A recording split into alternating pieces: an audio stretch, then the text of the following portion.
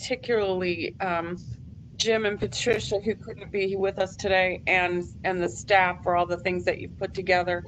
And at that, Joe, I'm going to turn it over to you for a review of the agenda. Let us know what we're going to do, and then we'll move forward.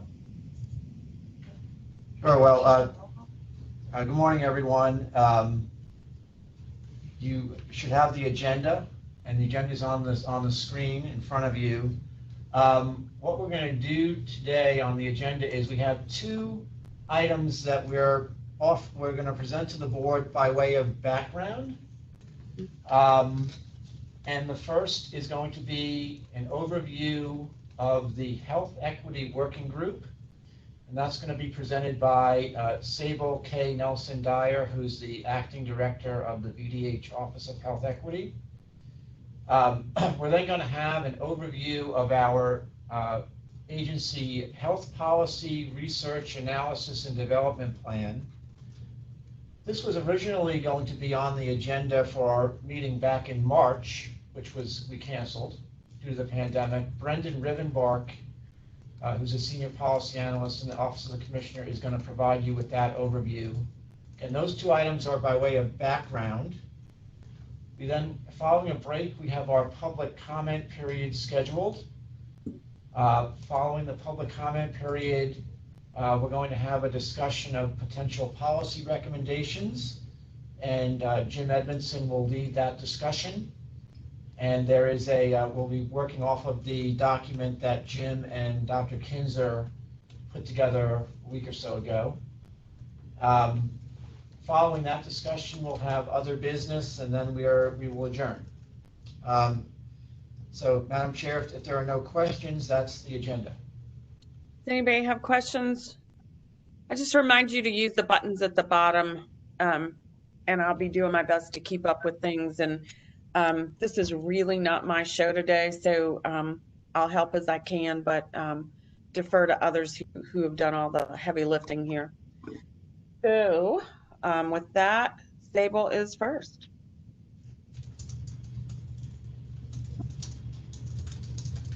Go ahead, Sable. Good morning. Can you all hear me? Yes. Wonderful. Thank you so much for the opportunity to chat with you all today. As Joe mentioned, I am Sable K. I am the acting director of the Office of Health Equity, and since March 11th, I've had the pleasure and honor of serving as chair of our Health Equity Working Group that's a part of the Unified Command governing our response to COVID-19.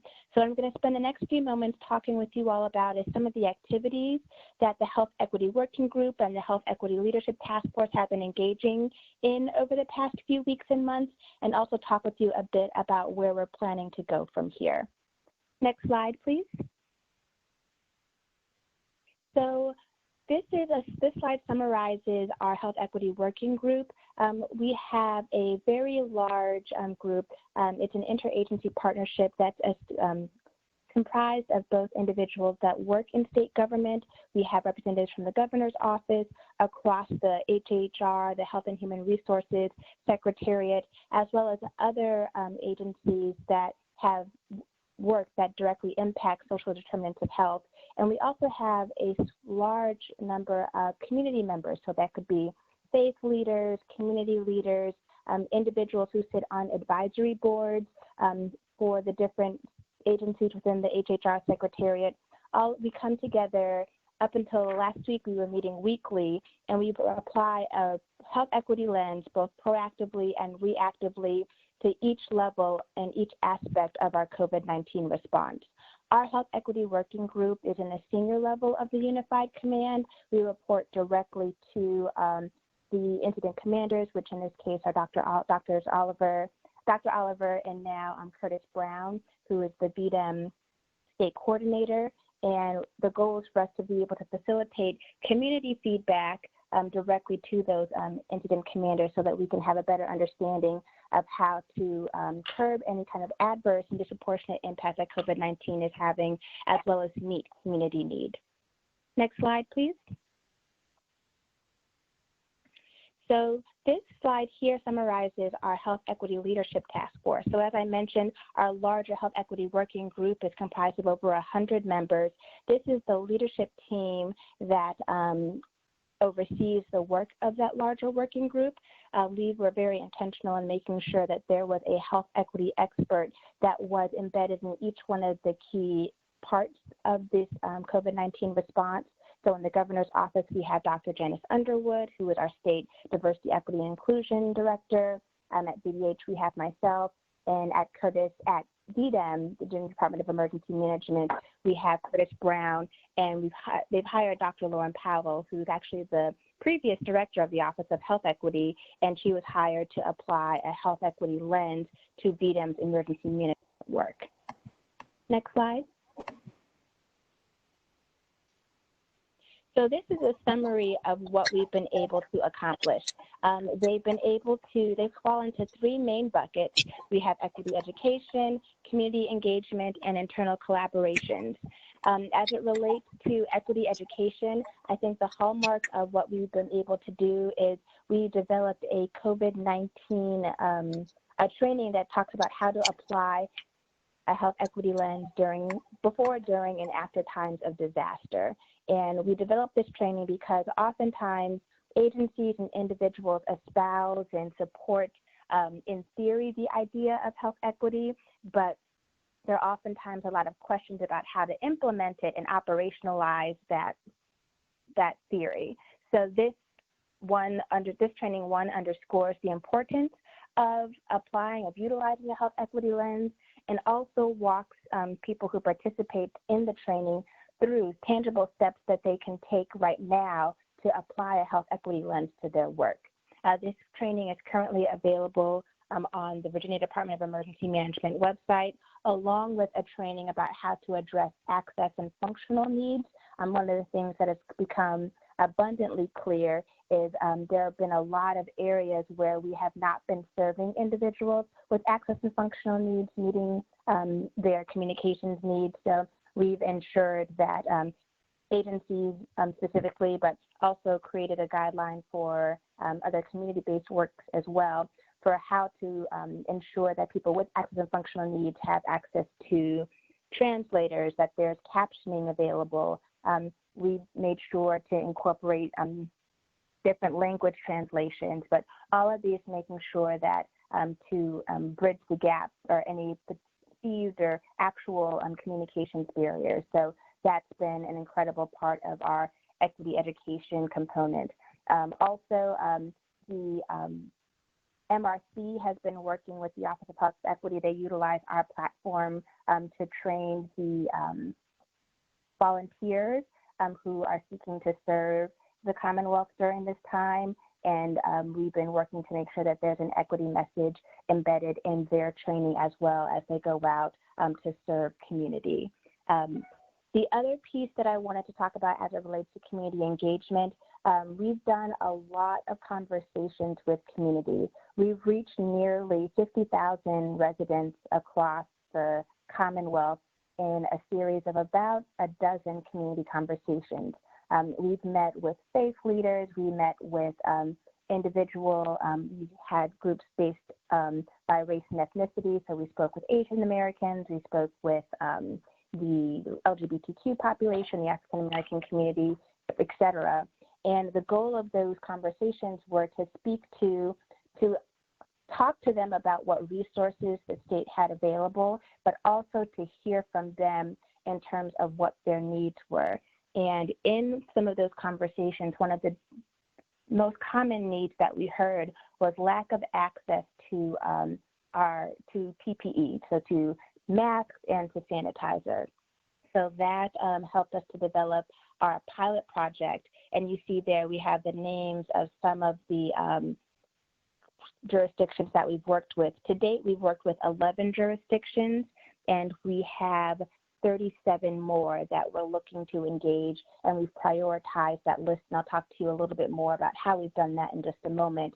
But this is the only program that delivers PPE directly to community, and these are resources that have been procured by DDEM, and we are utilizing a data-driven approach to make sure that we work with localities to make sure that these resources are given to the most vulnerable communities. You can also see here that we prioritize utilizing SWAM businesses, and there was also a higher education health equity institute, and we were just trying to collect data from as many sources as possible to make sure that we are giving as many aspects of our state government and aspects of just the way that we live, work, and play, that all of these aspects of our lives, to the extent that we can, are revamped and reestablished in an equitable way. The last kind of bucket that we have there is our internal collaborations bucket. One of our big successes is when the agencies were putting in their proposals for CARES Act funding, the health equity leadership team met with each one of the commissioners of state agencies that serve vulnerable and marginalized populations or had an issue area that arose during one of our community engagement conversations. And we spoke to the leadership teams of about 12 different state agencies to confer to them our notes in terms of what vulnerable and marginalized populations were saying that they needed, and also to talk with those leaders about what they were planning to, how they were planning to address those concerns for these various populations. And thankfully, a number of the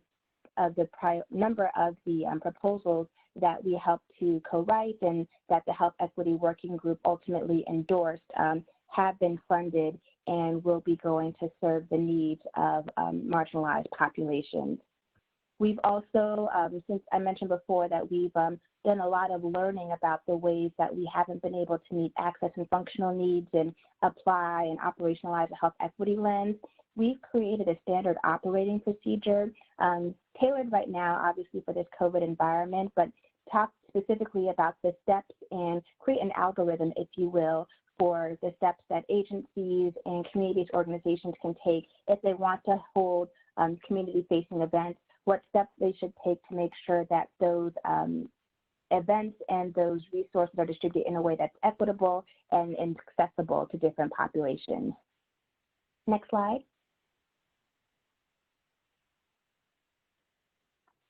So this slide here talks a bit about the health equity pilot project that I was telling you about, that where we give the PPE, the sanitizer, and the mask to vulnerable communities. We have two different ways that we do that. One of the programs is through the door-to-door outreach approach. That's when it's kind of like canvassing, and we have a walking map, and based upon the data that we receive from our incredible partner, Deloitte, through their Health 360 program, we are able to give a map to the localities, and they literally canvass, knock on every door, and they drop off the bags with the sanitizer, the masks, and also educational materials that had been developed by the VDH and VDEM teams. We also work with the locality to make sure that these materials, these educational materials, are translated into the most common languages in that neighborhood. So we work, it's very interesting just to see the linguistic diversity across the Commonwealth. And we also work with the locality about specific messaging. If there's a particular issue or a myth or resource that the jurisdiction wants to highlight, we work with them to develop that and have it printed and placed into the bag that is given into the community. The other approach that we have to our pilot project is an integrated approach where we leverage the PPE distribution and educational materials distribution, and it's done in conjunction with a testing event. So we would have a testing event that is occurring in an area with populations that are made most vulnerable, or in areas where there's a high concentration of new infections or high concentrations of people living with the virus. And as people come into that area to get tested, we provide them with the masks and sanitizer there. And it's been about a 60-40 split in terms of how the jurisdictions we've worked with so far have utilized these different approaches. About 60% of them have done the door-to-door outreach approach, and about 40% have done the integrated approach. And what we're trying to do is leverage the strategies that are listed at the bottom of this slide. Next slide, please. On this slide here, you can see are the places that we've worked with so far. So we've completed those CDs, the ones that are in progress, and some of them actually were completed as of last Friday, but before I sent these slides over. So we've worked with about 11 jurisdictions so far that have completed their project, and we have the ones that we've had kickoff calls with that should be completing their pilot projects and distribution of PPE in the next 7 to 10 days. And as you can see, we do have a bit of geographic diversity here. We have areas across the Commonwealth. We have larger cities, smaller cities. We really wanted to model an equity approach and model what it means to be and serve diverse communities. Next slide, please. And this is the health equity training that I was telling you about. We have the link to it there, so hopefully you all will have an ability to check out that training. It talks about how to apply a health equity lens to all of our work to operationalize it, as well as how to operationalize serving individuals with varying access and functional needs. Next slide. And one of the things that I'm probably most proud of is the 3 weeks worth of work that went into developing this memorandum. On June 19th, we made a recommendation to the governor, to Dr. Underwood, to the health commissioner, and to the VDEM state coordinator, excuse me, to declare racism a public health emergency. And we walk through the history of racism in the Commonwealth of Virginia, how it disproportionately impacts several communities of color, the Black population, the Indigenous population, and other communities of color. And we give, at the end of the document, 17 recommendations in terms of how we can operationalize and meet the needs of these populations that have been made vulnerable because of systemic racism. Some of these are VDH specific, and I've begun having conversations with Dr. Oliver about how we can implement some of these pieces into some ongoing strategic planning and changes that the agency is planning to make. But we are also looking at working with the governor's office about how Dr. Underwood, she's creating something called the One Virginia Plan, which encourages state agencies for each of the agencies across the state government to have a diversity, equity, and inclusion plan. And we talk about ways to uplift these issues and roll some of those into a lot of the great work that's already happening, and also to leverage a lot of the conversation that's happening both in the Commonwealth and nationally about ways to dismantle systemic oppression that so many communities of color are experiencing. And I see that we don't have a link to that there, but I'll send that to the team, and they can send that to you because we do have a link to that on our Office of Health Equity page. Next slide, please. So this slide here summarizes what our next steps are going to be. So they are still in those same 3 buckets: equity education, community engagement, and internal collaborations. What we are excited about under the equity education piece is we are thinking about developing and have actually had our first one a couple of weeks ago, but we've been having lunch and learns where we have open and frank conversations about issues related to equity. We had a broader version that just talked about racism and the pervasiveness of it in the Commonwealth of Virginia. But going forward, we want to be able to break it down and to talk about how inequity is perpetuated across the activities within the activities of the agencies across the state government. So we want people to understand that there aren't just inequities in health, there's inequities in education, there's inequities in housing, there's inequities in business development. So being able to address each one of those kind of subgroups and talk about one, to frame the issue, because to change something, you have to identify it and name it.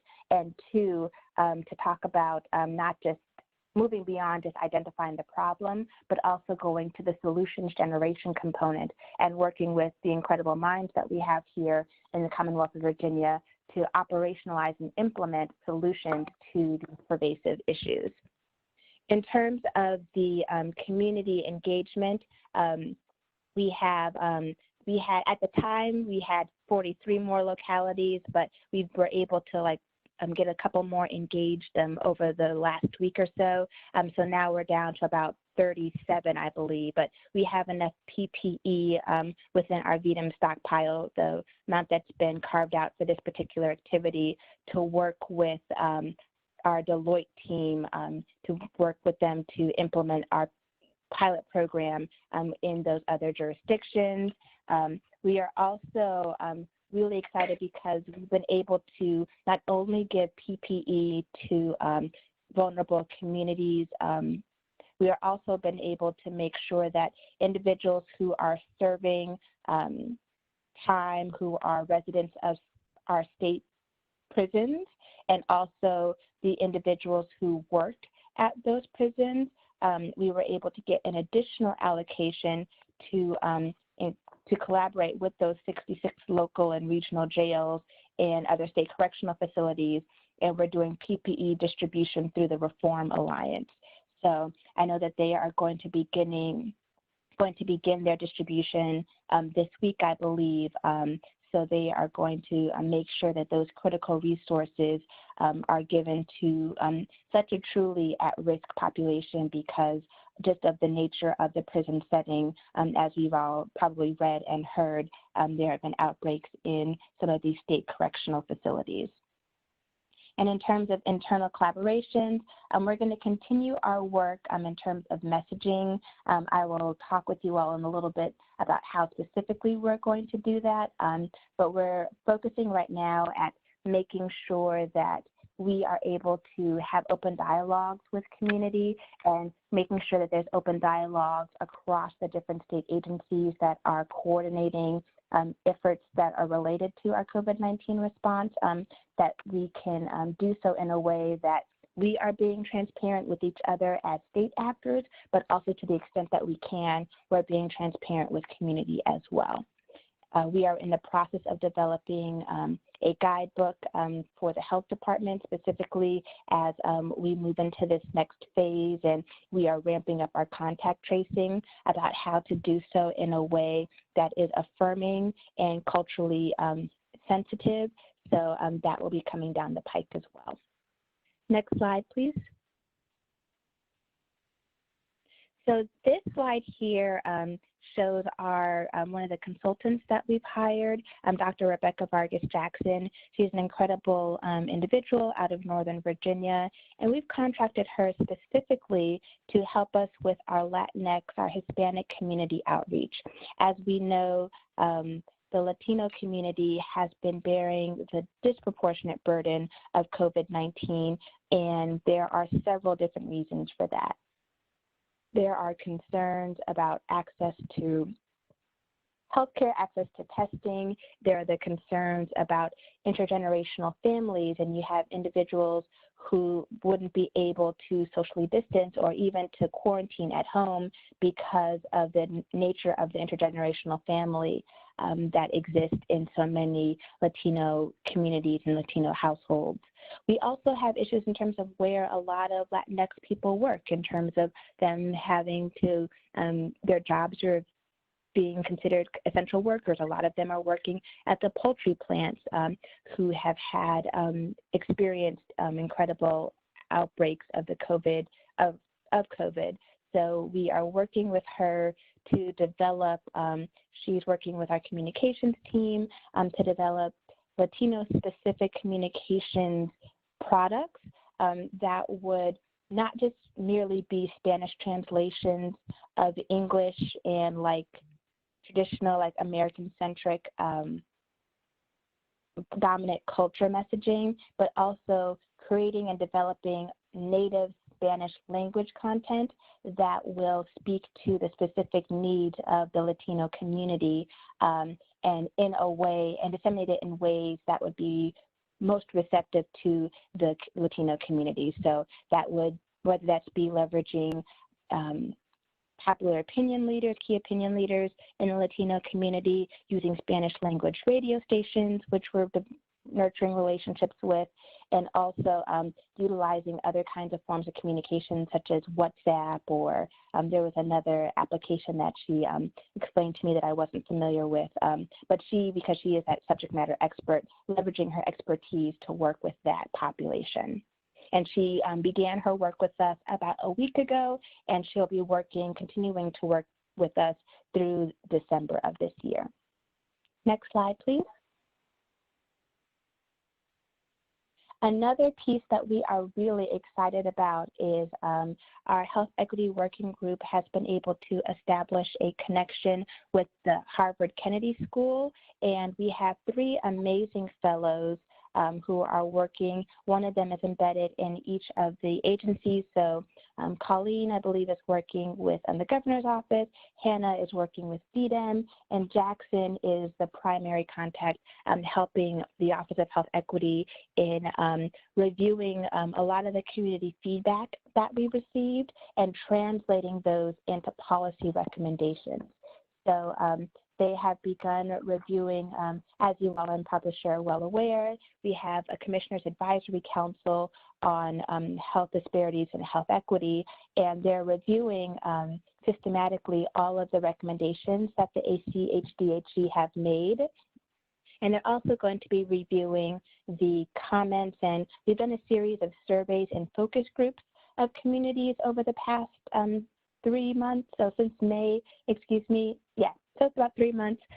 They're going to be reviewing that qualitative feedback that we've received, and they're going to distill those down into policy recommendations that I look forward to sharing with this group, and also to sharing with our ACHD group as well. The timeline for our Harvard team's work, they cease their fellowship at the end of July. The fellowship ends on July 31st, I believe.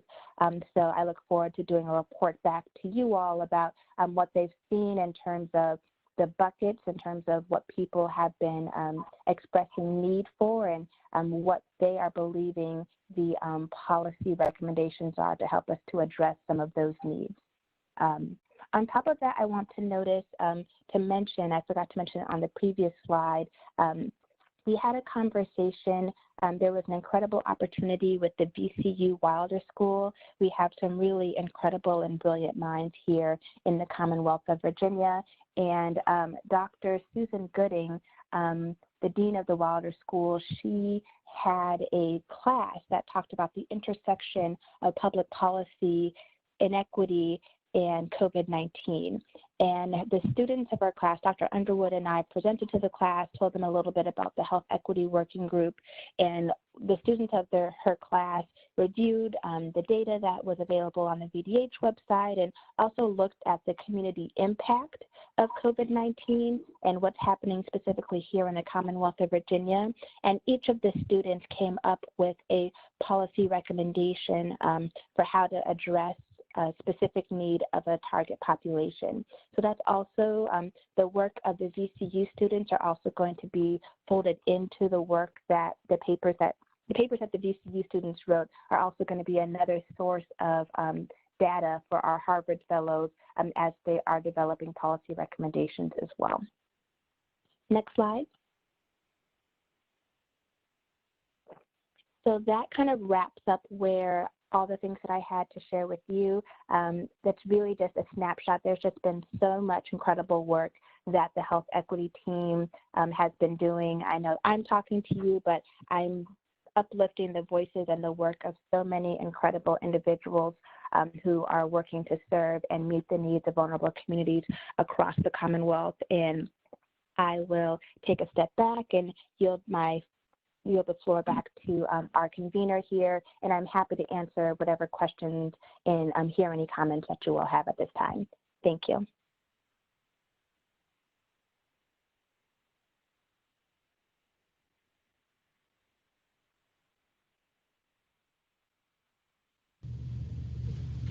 Are there any questions for Sable? Hi, this is Jim. Hi, Jim. Go ahead, Jim.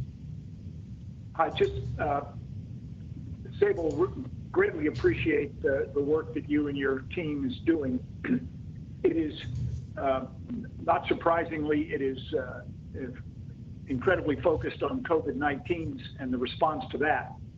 But we've known about health disparities that go that precede COVID-19's pandemic by years. What are you doing now beyond concern about COVID-19?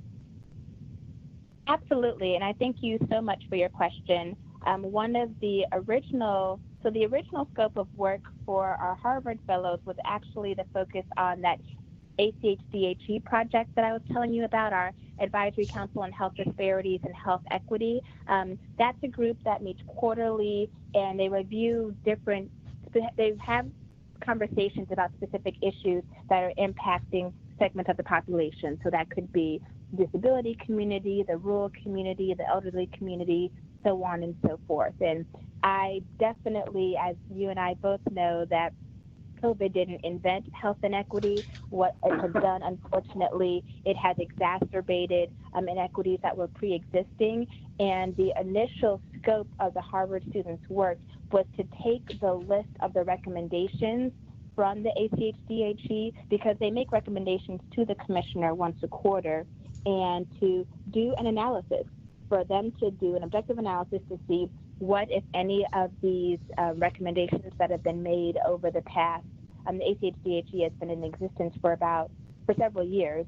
So how many of those have been acted upon? Are there any evidence of any VDH programs, or are there any regulations that have been made to address any of these recommendations since the time that the HEWG has made these recommendations?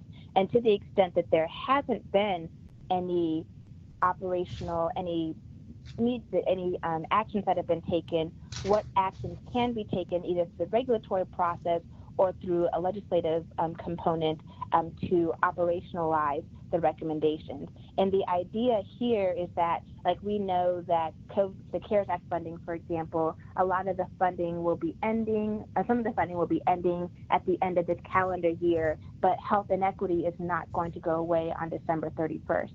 So the idea and the primary premise of our collaboration with the Kennedy School, and we have a group of summer fellows, but we also have a group of fall fellows who will be coming as well in August or early September. And the whole idea of their project is to bridge the gap between what we know in terms of the recommendations that the HEWG has made, and how we can establish projects and programs that will address those underlying inequities, underlying social conditions that exacerbate and perpetuate health inequities.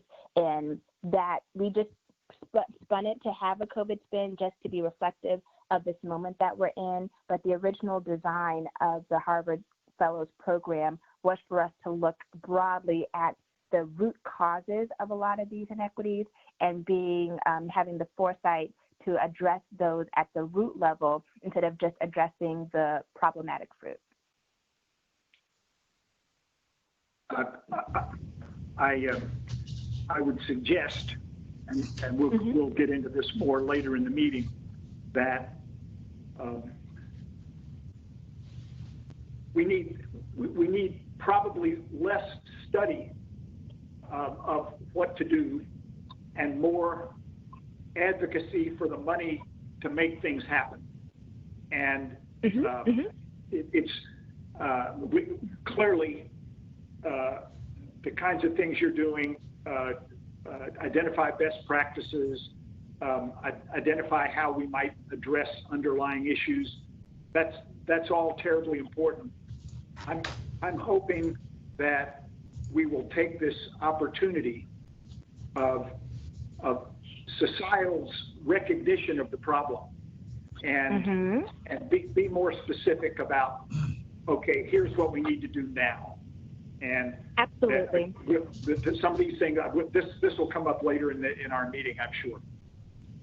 And I'm so glad that you brought that up, Jim. You and I are of the same mind. I was very intentional when we were crafting our racism as a public health emergency that we had tangible, like, this is what you can do right now. Like the criminal justice movement has like their 8 can't wait. Like these are the things, like tangible actions that the state government can take right now. And we tried to limit the amount of flowery language that was like commit ourselves and take a moment to think about. There's not a lot of references to studies in the recommendations. It's more so these are the actions that you can take. And one of the things that we're hoping to work with our summer Harvard fellows on is creating budget recommendations in terms of, so if we have this recommendation, how do we, let's create like a project plan and a budget for it so that it can be even more operational for the state leadership who needs to take it. So I agree with you. This is less of a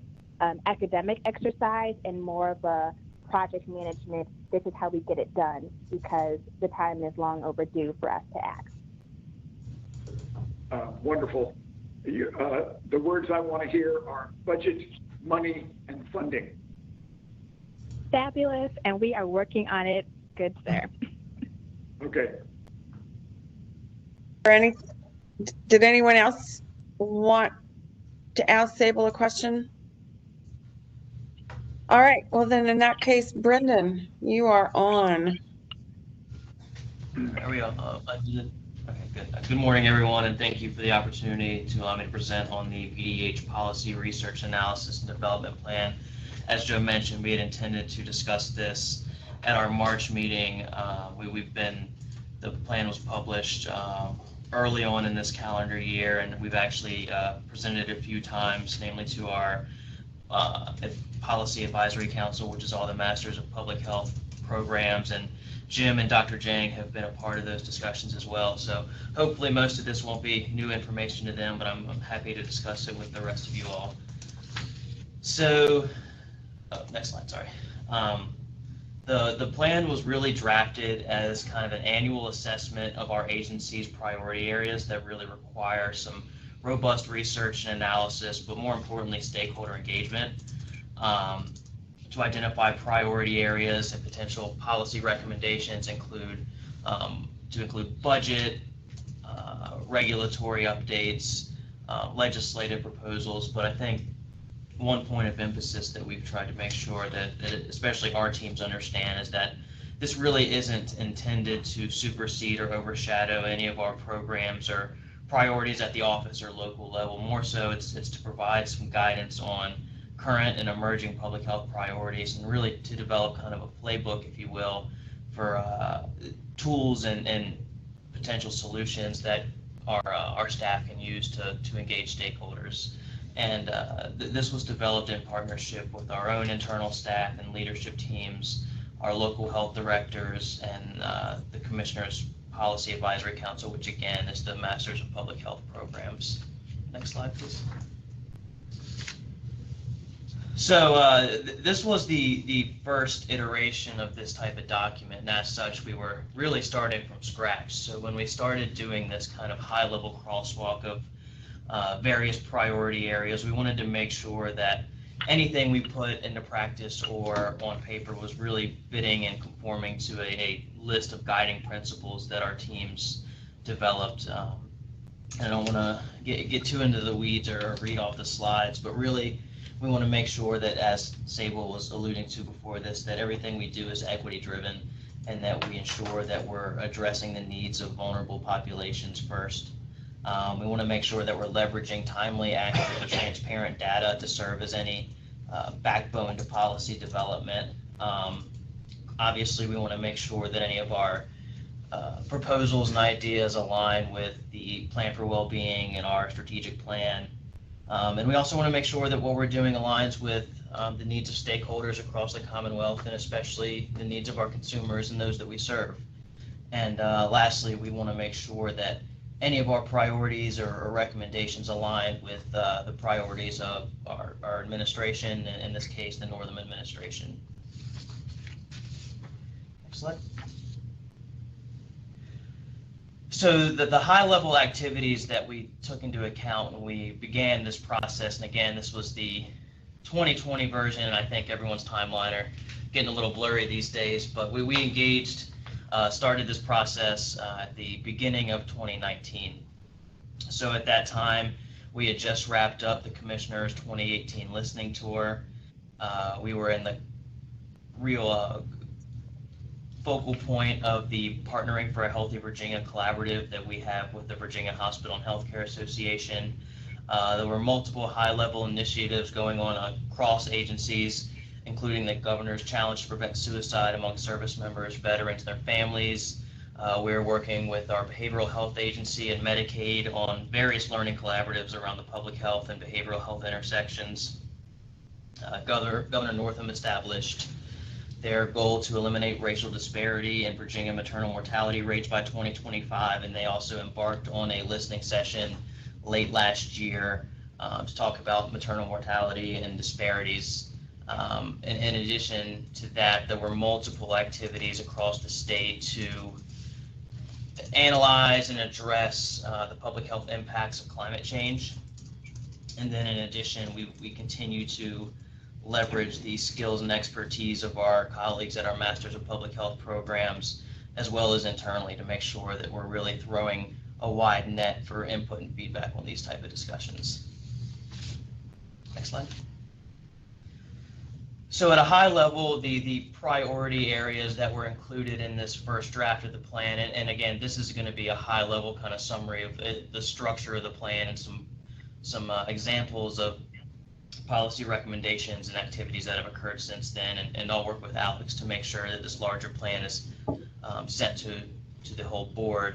The buckets that we had categorized things in on the first go around were addiction and substance abuse, data interoperability and transparency, early childhood development and resilience, environmental health hazards and climate change, e-cigarettes and tobacco, maternal and infant health, prevention of the spread of infectious disease, social connectedness and social isolation, and suicide prevention and firearm safety. And these are in no order of importance or priority.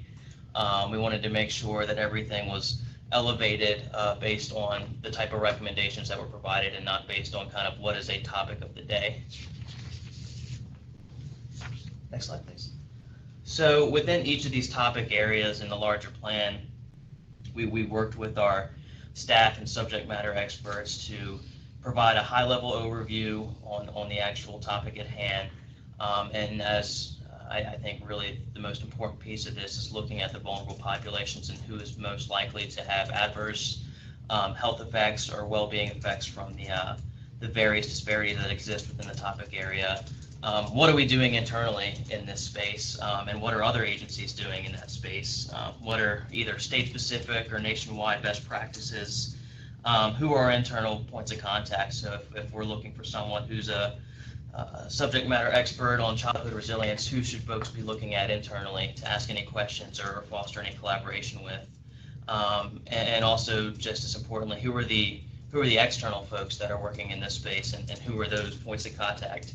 And then we take a deeper dive into various types of policy recommendations. And I think this was kind of really before we could get started on this plan, there was a lot of discussion on when we say policy, what do we mean?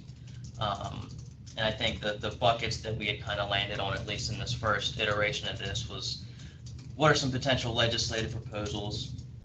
What are regulations that we need to think about revising?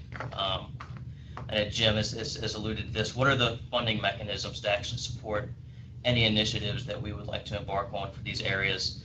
And I think really thinking through strategic partnerships. Who can we work with externally and internally across other state agencies to move the needle in these areas? And then what are kind of internal programs and projects that we're already working on that we can improve upon to actually move the needle in these various areas? So again, I won't get into the weeds of this, and we'll make sure that everyone's got larger plan, but just kind of as a flavor of the type of recommendations and then potential actions that were taken as a result of the collaboration that really fostered this plan development. Within the plan, there was high-level recommendations to develop legislative proposals that allow for the implementation of comprehensive harm reduction programs in any of our local health departments across the Commonwealth. And it was also recommended that we secure grant and or general funds to expand VDH and community partner access to Narcan. So as most of you are probably aware, the governor included in his budget $1.6 million to fund a little over 20,000 doses of naloxone to expand protection and prevent deaths from drug overdoses in vulnerable populations. And House Bill 378 was submitted as an agency bill to repeal the sunset for comprehensive harm reduction programs and passed through the General Assembly with little opposition. And Joe, I didn't know if you wanted us to go through this or just... I think we can dispense with that, Brendan, yeah. Just skip to the end, I think. Okay. That's fine. So if you keep going, Mylam, we'll go to the next steps. Okay. Yeah, keep going. Yep, there we go. So to save some time for discussion, and then we're happy to answer any questions on the plan. Really, and as Joe has mentioned, we really want to leverage the expertise of our Board of Health to help inform this plan in its next iteration. We're going to continue to solicit feedback from our staff and external partners as we embark on the update of this. And obviously the pandemic has, again, thrown off a lot of timelines, but our goal is to begin the process of updating this plan for the next calendar year, which I'm sure there will be many lessons learned from our response to the pandemic that will be included in the plan. And with that, I'd like to open the floor for any questions or feedback or comments. Brendan, just one sec before we open it up for questions. Joe, can we make sure that all the members of the subcommittee have copies of both of these PowerPoints? Yes, we did email them out on Friday. Oh, I'm sorry. So everyone should have them. I Yes. must have missed it. Okay, thanks. All right, are there questions for Brendan?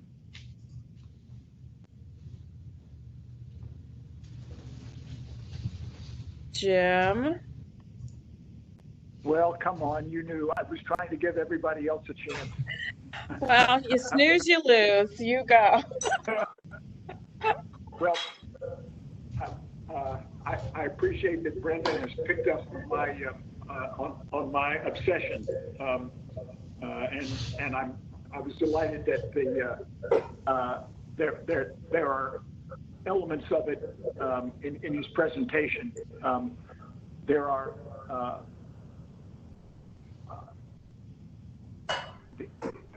I would suggest that at some point in both his guiding principles chart and his priority areas chart, there would be reference to immediacy in some of some things, but more importantly, finding ways to get the funding that's necessary. And I've got a couple of ideas that we can talk about later, but the use of the term strategic partnerships, I think, is really important. And I would suggest that our most significantly, the opportunity to reach out to significantly important strategic partners really should focus on the hospital systems in the state who need to play a more active role in delivering services that will have a direct effect on reducing disparities in a way that they're not doing now, and with their helping us, helping the staff and the department generally to find ways to improve deliveries is really going to be important. but it comes with their money too. We've got to have non-governmental contributions to funding some of the things that we just have to do.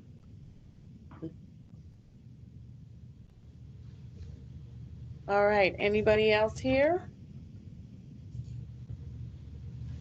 We are scheduled for a break now, but we have not gone quite an hour. Joe, do we have folks signed up for public comment?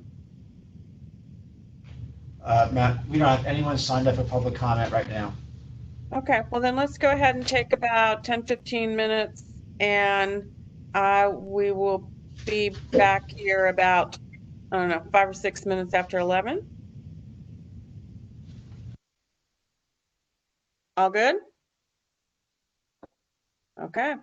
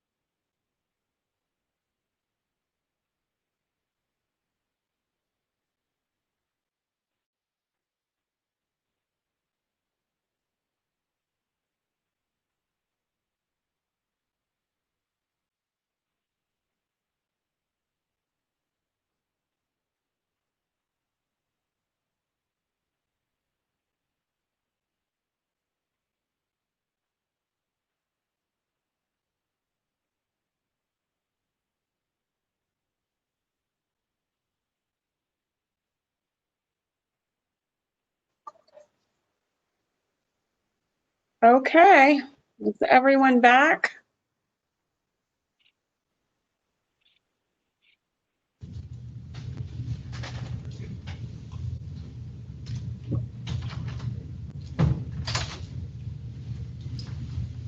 We are muted.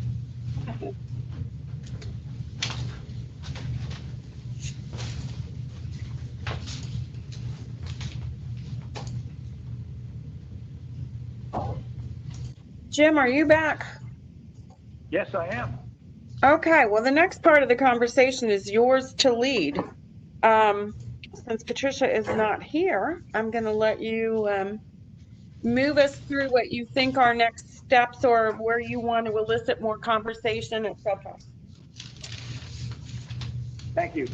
Um, the, uh, the the memo that we put together um, uh, calls for basically taking advantage of a situation that none of us would have really imagined, or at least I didn't imagine a month ago, which is a realization on the part of a very large segment of society that there are aspects of our societal structure that need to change dramatically, and some sense of urgency about making it happen. Health disparities are among those things that people like those of us on this board and in the department are well aware of long ago, but a lot of society didn't pay any attention to it. And the focus of the disparities resulting from coronavirus have brought it great attention, and so we need to jump on that bandwagon and make some things happen, and that costs money. Of course, we're in this anomalous situation where money is scarcer than it's been in a while, at least in the last 10 years. So we've got to figure out how to either find new sources of money or reprioritize some things in the budget in the near term as well as in the longer term, so that these fissures in our society can be closed. I'm sure you've all taken a look at this memorandum that Patricia and I put together. It starts with this Friedman's Health Impact Pyramid, which is really all about dividing the ways of looking at the solutions to the problem, to the larger problem, in my mind, of health disparities. And I guess what I'm hoping we will get to in the course of this meeting, building on the work of the Health Equity Working Group and the work leading to the plan that Brendan has been spearheading, is that we'll come up with some specific recommendations that we can make through the appropriate chain of command, however Norman and the other members of the board and the department think is the appropriate way to go. The last thing in the world I want to do in making these recommendations with Patricia, I wish she were able to be on the call, but she's just not. But the last thing I want to do is complicate the lives of the commissioner and the staff. And one of the terms I have begun using for a role that the board can play in pressing funding issues is for us to be prodder in chief.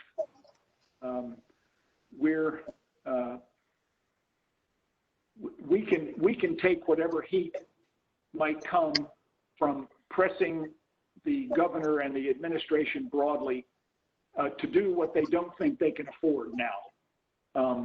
But if we don't press now, my own fear is that we will have gotten off the train that's heading towards a destination that the society at large is feeling more comfortable with, and we've just got to get some motion sooner rather than later. That would include, to my way of thinking, recommendations that we might be able to make even in the expected General Assembly session in August, plus or minus, but certainly for major funding requests that would be part of the budget presented to the next General Assembly session starting in January.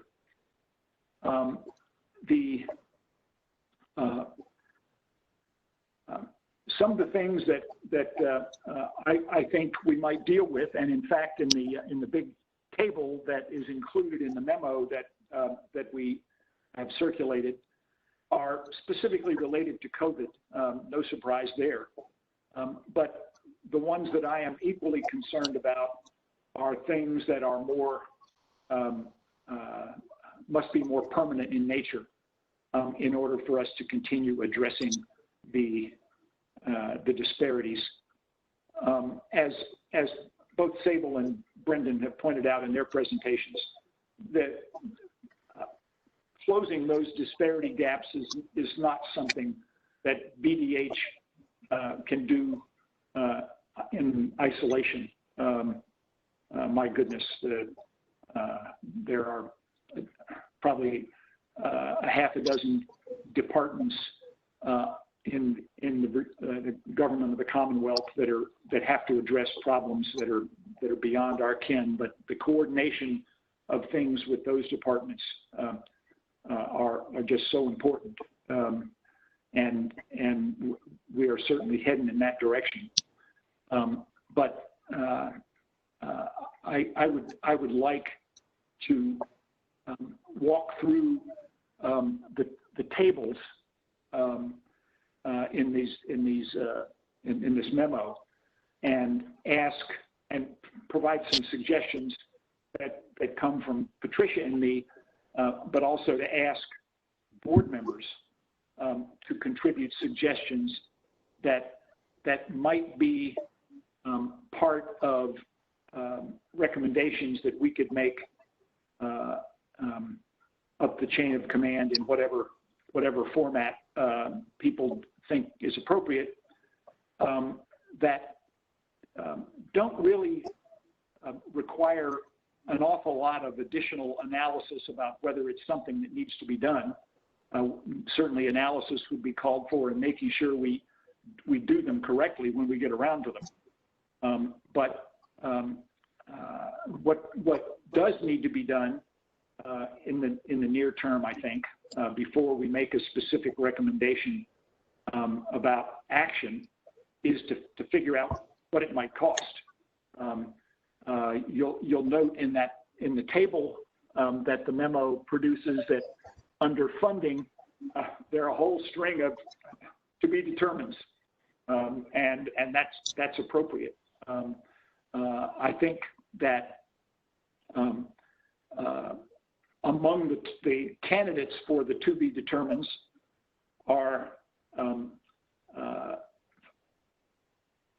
money that might be available from the CARES Act that hasn't been specifically identified for a use yet, whether in VDH or by some other agency.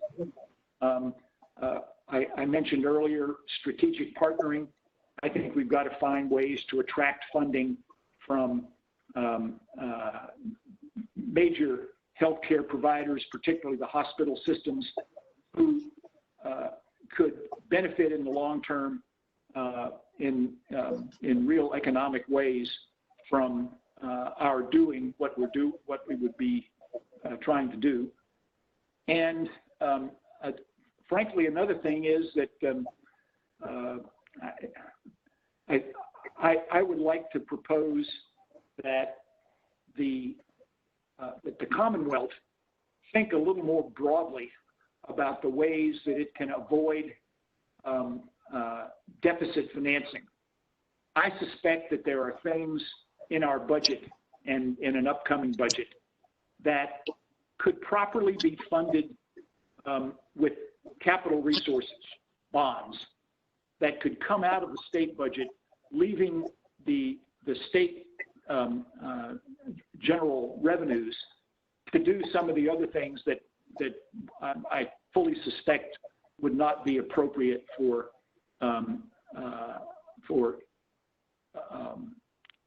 the use of general revenue funds. The whole Commonwealth get sort of trapped into thinking about, well, this is the way we've always done it, and maybe there are a bunch of items in our operating budget that really are capital, so we ought to think about a little more creatively about how to free up general revenue funds to do some things that we recognize now have urgency that, frankly, a month or two ago weren't so urgent, needed, but not desperately. And if it's all right with you, Faye, we might just walk through some of these categories that are in the table, and as we go, ask people to supplement some of the ideas that are just presented as examples in the tables of things that we could do, and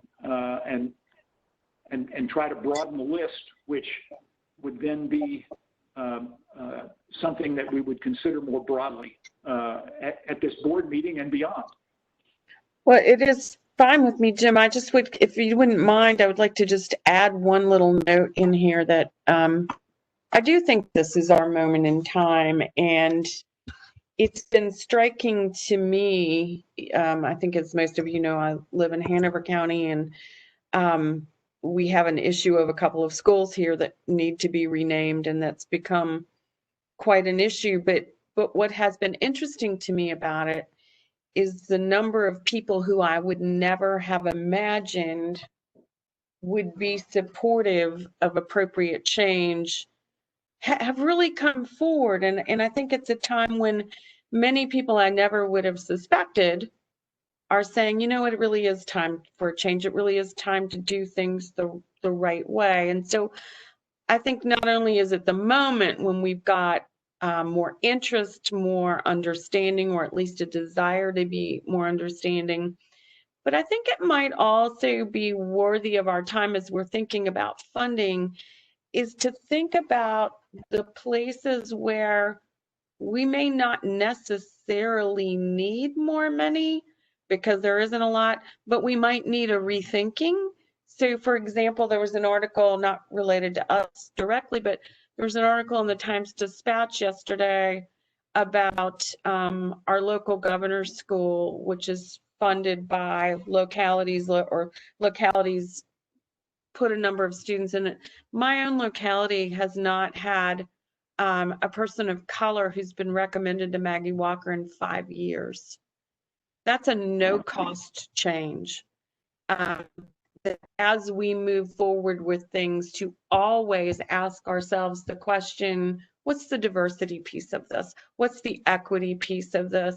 And so I think as we think about what the funding might be, we might also think about, are there ways of thinking, ways of being that don't require funding that might bring about necessary change? Just a thought. It's a very appropriate and pertinent thought, and I think the work that Sable and Brendan and their teams are doing seem to be heavily focused on those kinds of things, and that's appropriate too. And the example that you've just given is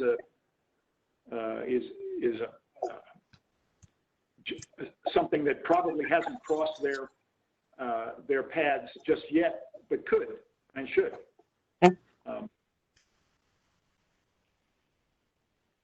So how do you want to do this in terms of getting feedback from people? You want to go through the list?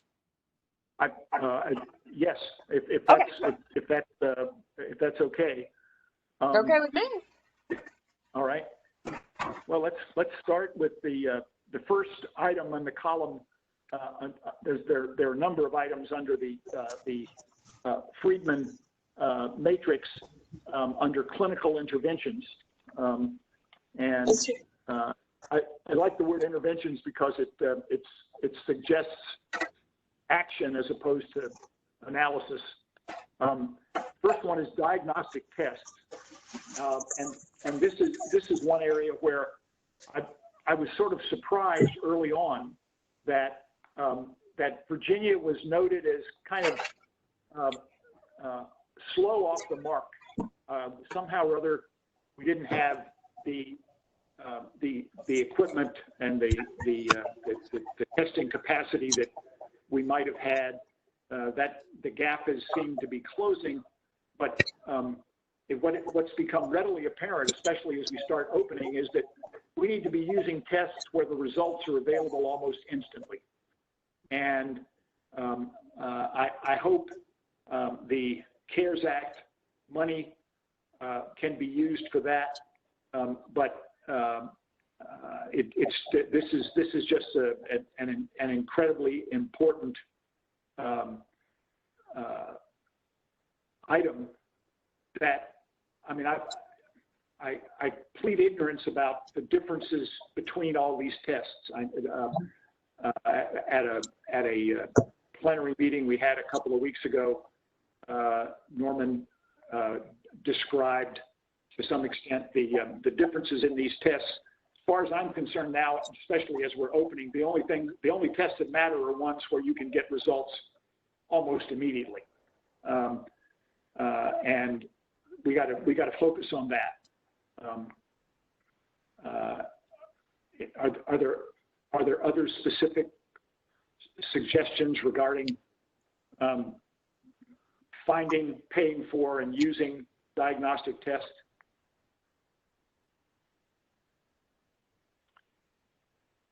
And I think partly, Jim, for me, the idea here would be also the communications piece of this. Stressing to people the need to be tested when there's a need to test, when there's a need to take precautions. It is striking to me the number of folks who think that, you know, I'm just getting together with my family, so I'm fine. And then we have large numbers of people in the same families who are infected. So I think the testing is really important, but maybe even more important is the communication around who, what, where, when with the testing. Yep. Don't disagree. I mean, the emphasis clearly is on is now on the most vulnerable. Mm-hmm. But as we're opening, as we're moving to phase 3, the list of the most vulnerable has to include workers in businesses who are providing direct services. Sure. And I'm not sure that they are properly prioritized at this point. You know, if you're working in a restaurant serving individuals inside, right? You need to be tested. I don't know, daily is probably overreaching, but you just need to be tested all the time, over and over, knowing and you know, not having to wait 2 or 3 days to get the results of the test.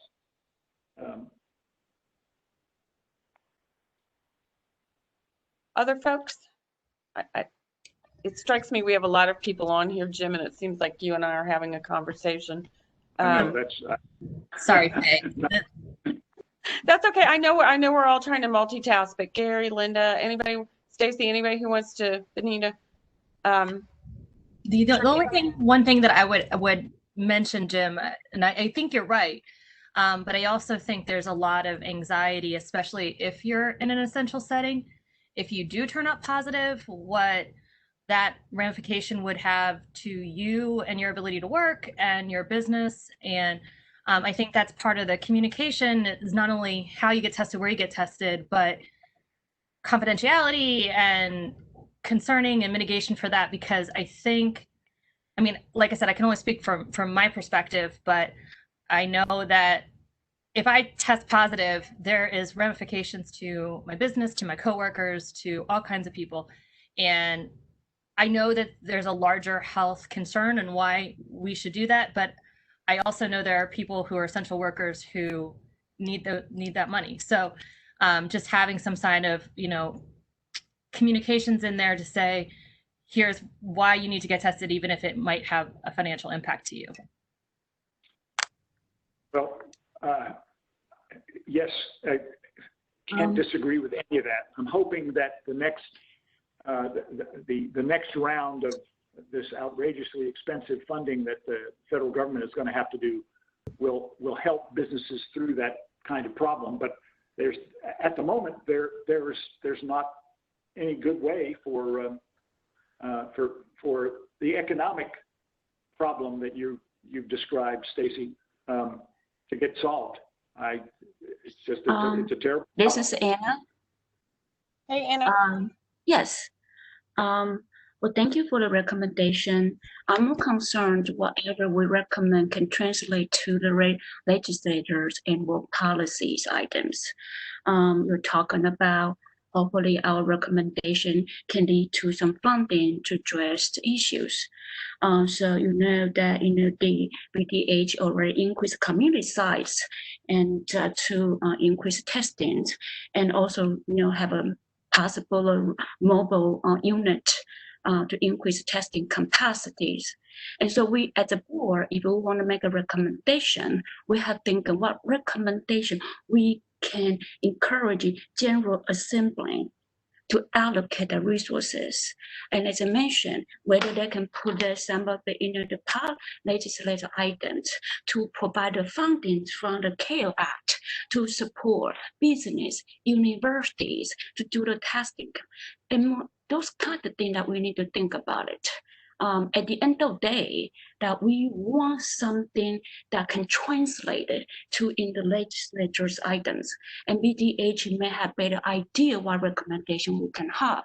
And so CARE Act is going, the funding going to end in November.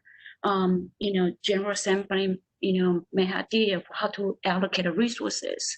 And so that's just my recommendations. And I think there's lots of good ideas in this proposal, and I fully support it. But at the end of the day, I would like to see our recommendation can translate the legislative items. That makes sense? Yes. That's exactly what I'm hoping we'll do. We need to come up with the mechanism that we're going to use to get our recommendations heard by the governor. The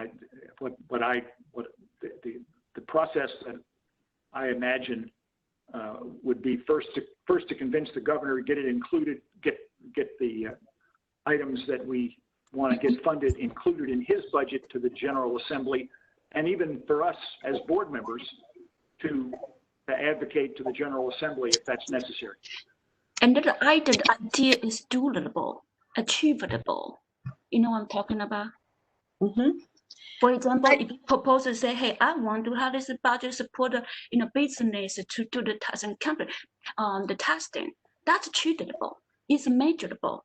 At the end of the day, they can see, what percentage of the funding going to support the business to do the testing for their workers, what university, or any community settings. You want to have a mobile unit, propose how many units, how much cost, then that is something more concrete, more durable, or measurement outcomes. Does that make sense? Mm-hmm. Yes. And if we say you want to address disability, you want to talk on what percentage of the resources specifically target, certain race or economic status. And I believe that we have data to show what to support our approach. Does that make sense? Yeah, it Mhm. does. I do want to say I am certainly in no way the spokesperson for the governor or any General Assembly member, but working in local government, what I want to tell you is that from my local government perspective, most of that CARES Act money is already spoken for, already allotted, at least on the local level. You know, it must be spent by the end of December. So most of it has already been allotted. And I'm not saying there won't be any CARES Act money for the stuff that we're talking about, but I really think we need to look at all the other ways that like the budget and becoming an ongoing priority. I think we need to look at as many other options as possible because I just don't see a lot of the CARES Act money landing on new initiatives. And I agree with that. CARE Act is just an example. We talk about the funding and the budget. Yeah, so it just say we need to look for other, sources.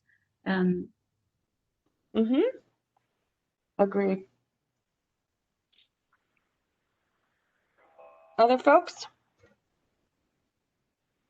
Well, maybe we can go on to the next item, which is preparation for future disruptive situations as the epidemiologists seem to be talking about. It's really the next pandemic.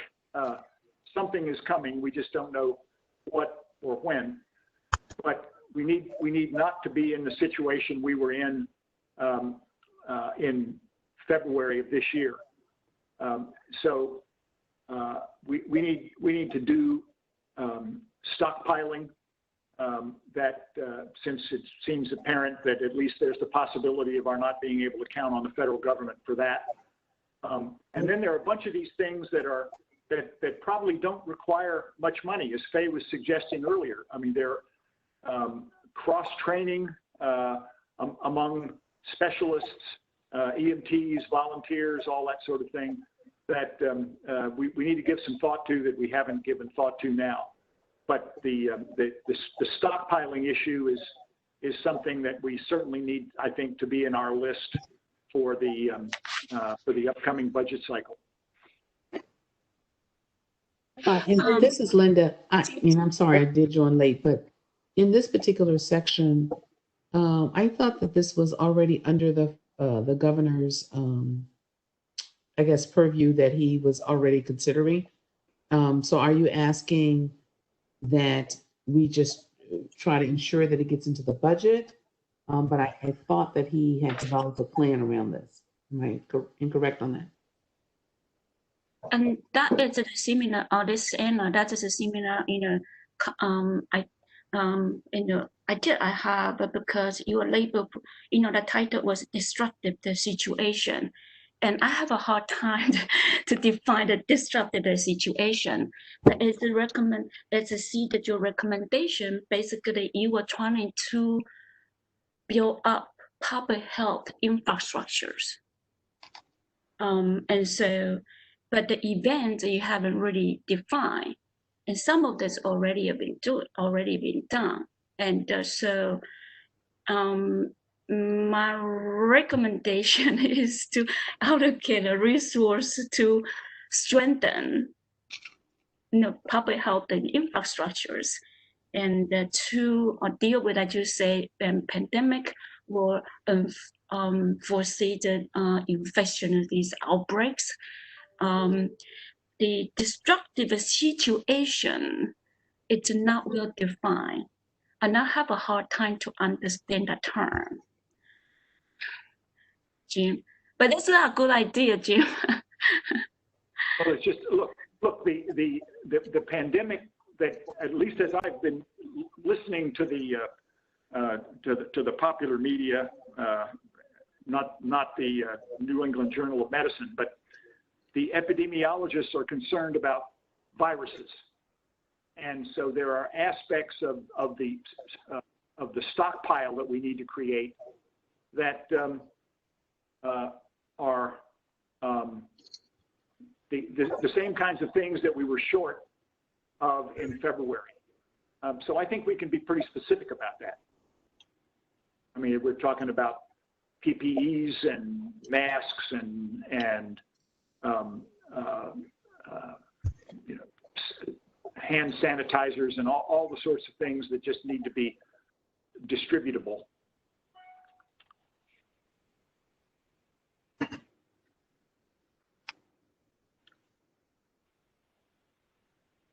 Do we know that such a task force does not exist? I'm sorry, do we know? Do we know that such a task force does not exist? No, I don't know. I don't know what has already been put in place. I'm sorry, I plead ignorance. No, I mean, but I think in part of working our way through this list, I'm sorry, terrible feedback again. In part of working our way through this list is to say, okay, this task force doesn't exist, or we already have a mechanism for doing this. And so I think this item could be switched a little bit to what task force do exist, what groups do exist to study these issues. And if they don't, then they need to be put in place. Can you hear me, Faye? Yes, and who is that, Benita? It's Benita. Yeah, Hey. I'm not at home, so I'm having trouble with my video and audio at the same time. So, But I can hear you. okay, good. So I just wanted to say, I mean, the document that you guys have prepared is amazing and has some fantastic ideas in it. And like you said, Jim, the last thing you want to do is, you know, get in the way of what the health commissioner and health equity groups are within the Department of Health are doing. And so do you feel, I mean, I kind of see this group could have its greatest strength in finding out, are you getting good feedback from those groups? Or like, was his name Brendan? Is it Brendan? Our last presenter? Well, both presenters. Do you feel like you're getting good feedback from them in terms of, here's what we have, but here's what we need to fill in the gap, so that we're doing work that is going to directly help their mission, because we both have the same mission. And the other question I had is, because their plans were excellent and the work they're doing, how much feedback are they getting from not just the health districts, but the group, the stakeholders within those health districts? In other words, places like, so for example, in the East End, you know, places like Peter Paul Development Center, or, you know, other groups in that are directly in contact with the communities. So are we getting feedback from the communities? And then the other issue is, like what Faye said, just an intentional shift in how we see people and how we look at people of color and other nationalities, and, you know, having a more intentional approach. Anyway, those are just some thoughts I had.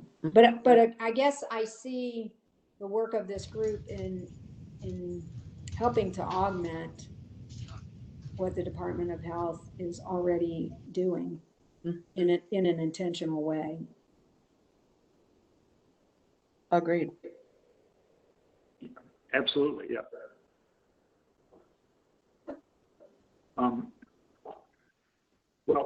The next item on the list under clinical interventions is one that I think is really important because it has both short-term and long-term impacts, and that is enhancing our delivery systems. I mean, one of the things that we know is that we've got parts of this state that are hundreds of miles from healthcare delivery systems, existing clinics and other providers. We need to figure out how to do that, how to close that multi-100-mile gap. And in the inner cities, it doesn't have to be 100 miles. It can be 5 miles away, but it's like asking somebody to travel hundreds of miles. We gotta create a mechanism, and maybe it's mobile clinics with regular routes that can get closer to people to do some of the important things that are on this list. Testing, perhaps, providing vaccinations when such is developed for COVID and future pandemics. The delivery of contraceptives, the better delivery, more frequent, timely delivery of maternal and infant care, things that we know have to be done better, but we don't have the means for it now. And this is the sort of thing that I think we can get. We could get hospital systems and capital funds from the state to help establish. And I just telemedicine is something that we have to take advantage of as we try to get services closer to people. And I don't think we're doing it adequately now, and we got to find a way to do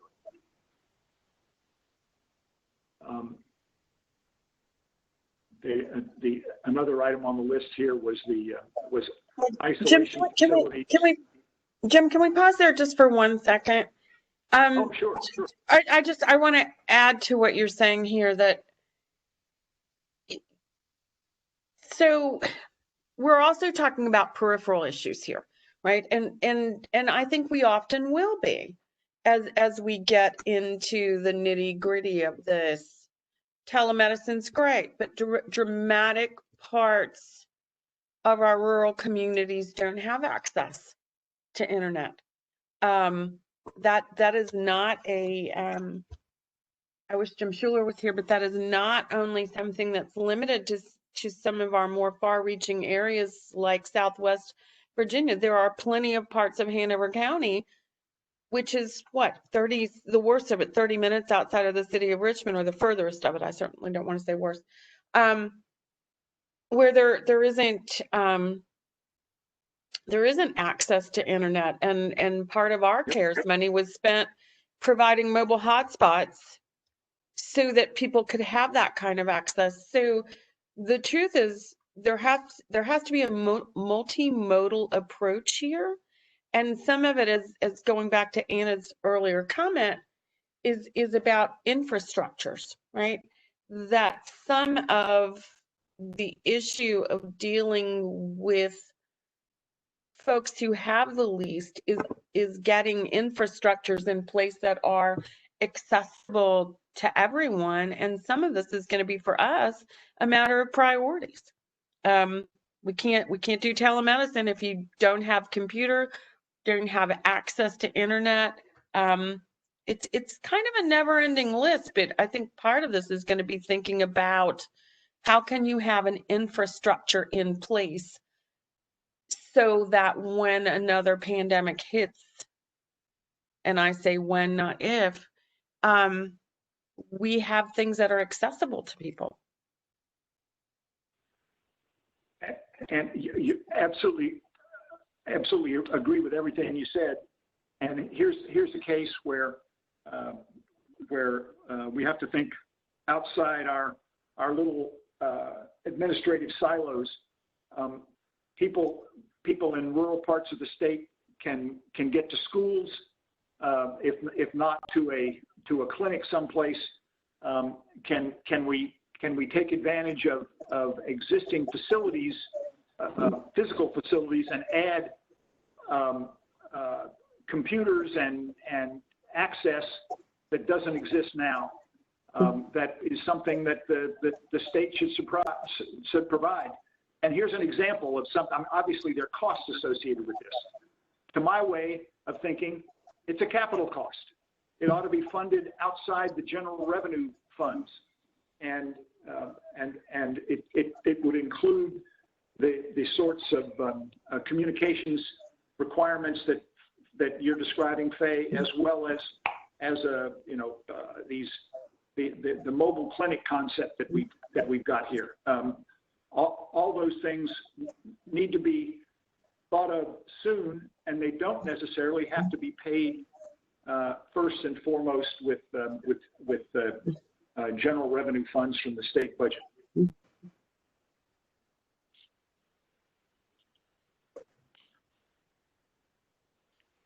Okay, keep going, Jim. Okay. Another problem that we've identified and that can be particularly problematic for non-English speaking households, and also in some cases in long-term care facilities, is isolation facilities in the event of a pandemic. We need to figure out whether and if so, how can we create facilities that would move infected folks outside of their homes or institutions where they might not be successfully isolated now. And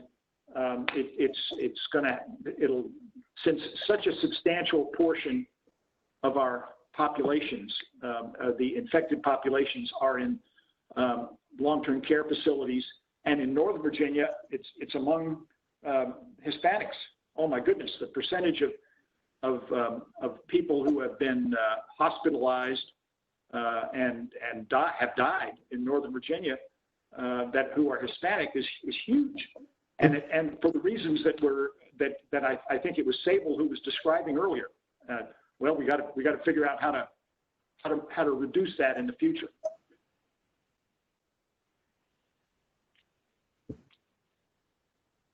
I mean, I'm sure there are other sorts of other things that would fall into this clinical interventions category that the department could enhance from this short list that we've got here of examples. Can I ask Sable a question here? Sable, are you still there? Maybe not. I am. All right. I am. I just had to. I unmuted myself on the phone, but not on the computer. But yes, I'm here. Sorry. I'm sorry, because I know this is a bigger question than maybe you can answer on the spot. But how much of an issue do you think with many of the items on our list, and again, I can't say thanks enough to Jim and Patricia for doing this, how many of the things on this list could be significantly impacted by better communication with the communities that they intend to help? So certainly we have issues with getting vaccines to vulnerable communities, but is part of the issue that those same vulnerable communities don't see the need, understand the need, know when the things are available? This seems to be an ongoing issue in most of my political life, and I'm wondering if it's not true here too, that communication is a key piece to everything we're talking about. And I wonder if that is an issue also financially, or it is an issue of figuring out how to communicate with some of these vulnerable communities? I think that you definitely hit the nail on the head. One of the things that this COVID experience has underscored is some of the challenges, in some cases, detrimental and extreme challenges that we have in terms of translating health messages to community. And we've been doing some work to get to the underlying root cause in terms of what that is.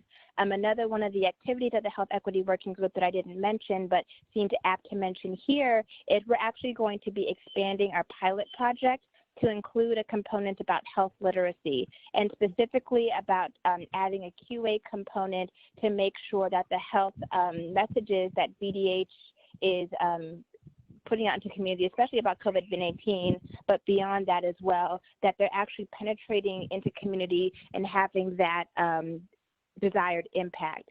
We are creating a pilot project through some CARES Act funds that BDM was able to obtain. We're going to be developing something we're calling, right now they're called street teams, but the names for them might change. But we are looking at where there are hot spots in the Commonwealth, and we are going to be sending individuals who natively speak the predominant language, so whether that's Haitian Creole, whether that's certain Spanish dialects, but making sure that we are improving those communications dialogue, and also maybe even stepping back. We've noticed in some jurisdictions that even the public health system, the public health department, isn't a trusted source for a variety of reasons.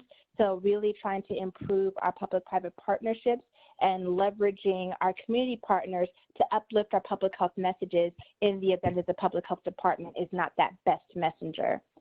So I definitely support this idea of improving community conversation. I also wanted to lift up one other thing. I wanted to know to what extent your list has been vetted by VDH or has been shared with VDH, because a lot of the items that you're raising are items that we are either executing right now or have plans in development to execute. So I just want to make sure that we're not, we're breaking down those silos and opening up those lines of communication, because so many of the things that you're talking about are already programs that we're working on, but we would just need increased funding to scale up, or would need funding to continue after the CARES Act funding has lapsed. So I just wanted to raise that as a question. I was going to email Joe later, but it seems like a lot of the things you're talking about are things that we're already working on. I think that's what this is. I think we're vetting those now. And it's helpful to us when you can tell us this is something we're already doing, we need more funding, or thank you, that's in addition to our thinking. Jim, I got that right? Yeah, exactly. I doubt if any of us on the board is fully aware of every program that you've got under consideration or actually even have in place already.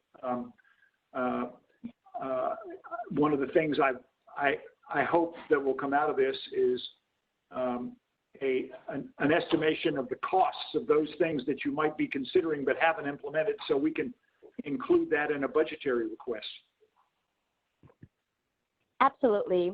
Just from my part, in terms of the two things that I heard that I know that my team is working on, we are in the process of developing a state telehealth plan in order to operationalize lessons learned from this COVID moment, but also even pre-COVID, what we were talking about, what it would look like to expand telemedicine and telehealth in the Commonwealth. So I know that that was something you all were just discussing, but we actually have an advisory council that we're assembling now, because we have to get the report back to the General Assembly by their next session in terms of what our guided next steps are in terms of best practices in setting up a telehealth program here in the Commonwealth.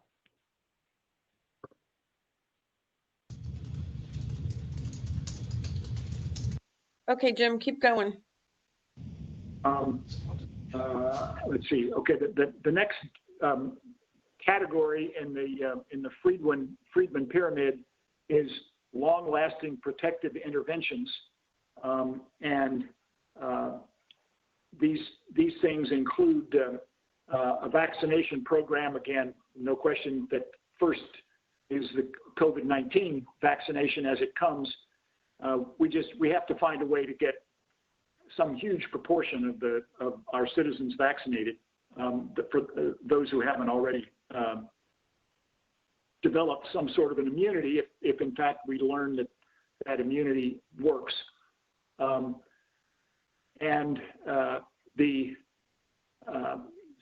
Some of the ideas in the clinical interventions would certainly apply to this.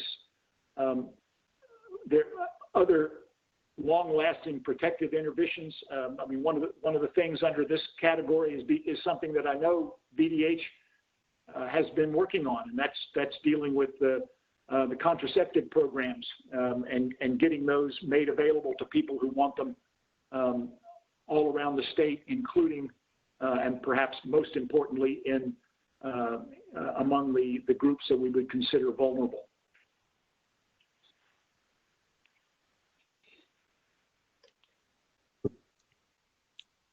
Comments? Are there? Yeah.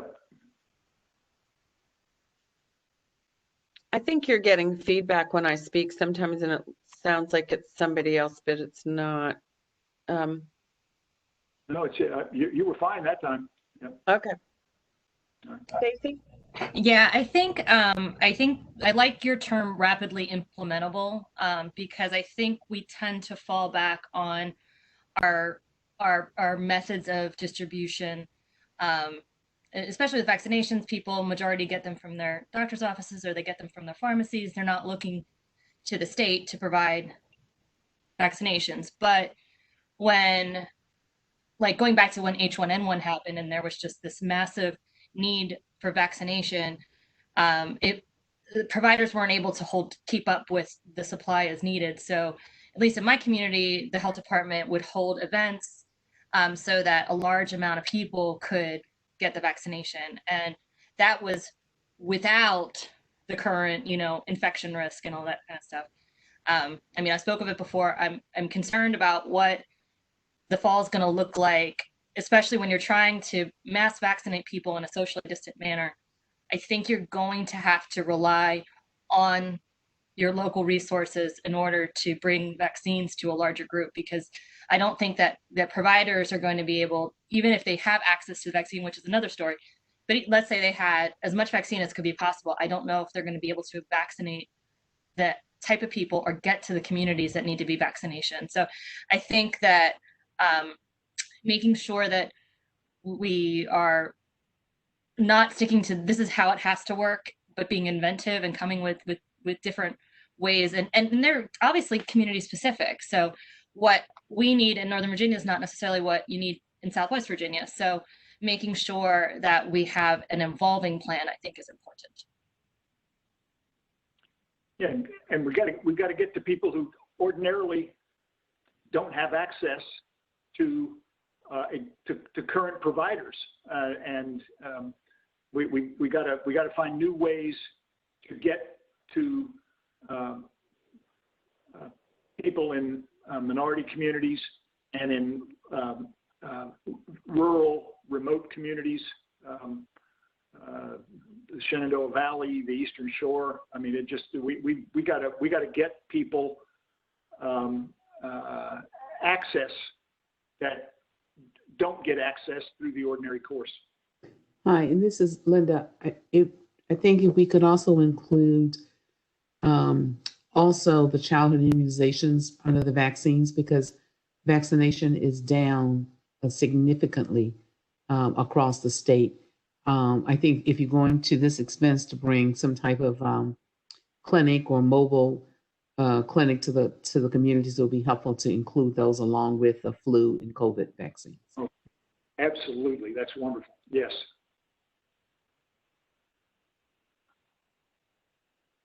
Okay, anything else there? Okay, next one, Jim.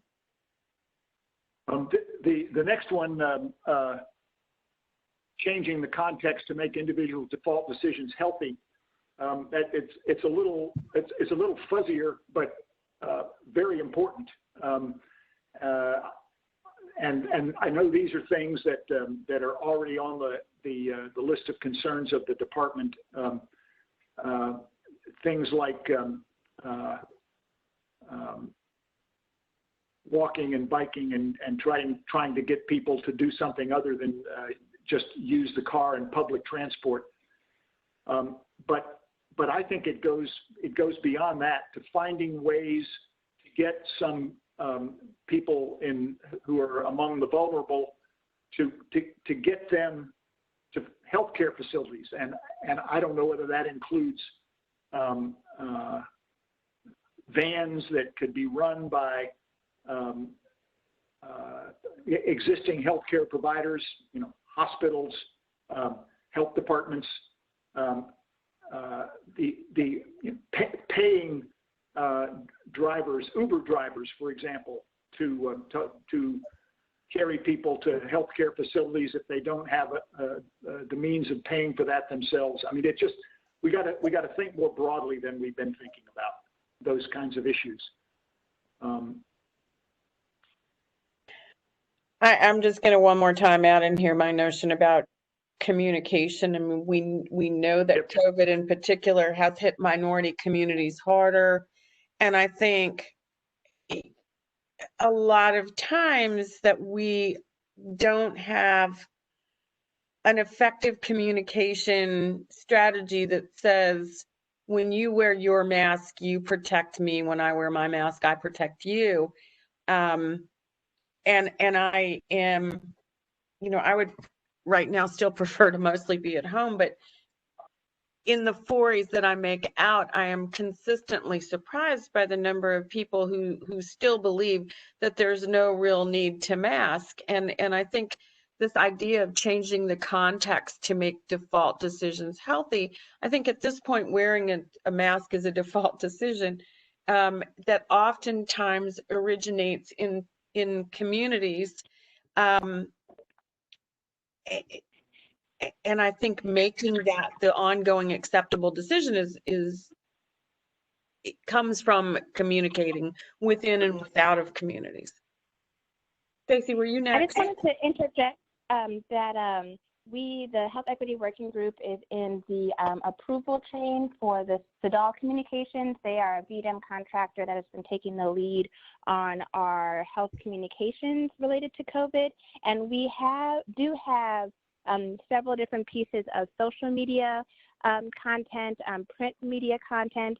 I went to Buffalo Wild Wings and was surprised to see one of our, you keep us, like, Virginia's Health is in your hand, wear a mask, when I went to go pick up my wings about a week or so ago. But we also have we've approved and shot, and they have a commercial that's going to be available as well that talks from like a personal nature about why you should wear a mask. And you are not just wearing a mask for yourself, you're wearing a mask to protect your community, to protect your family, to protect your livelihood.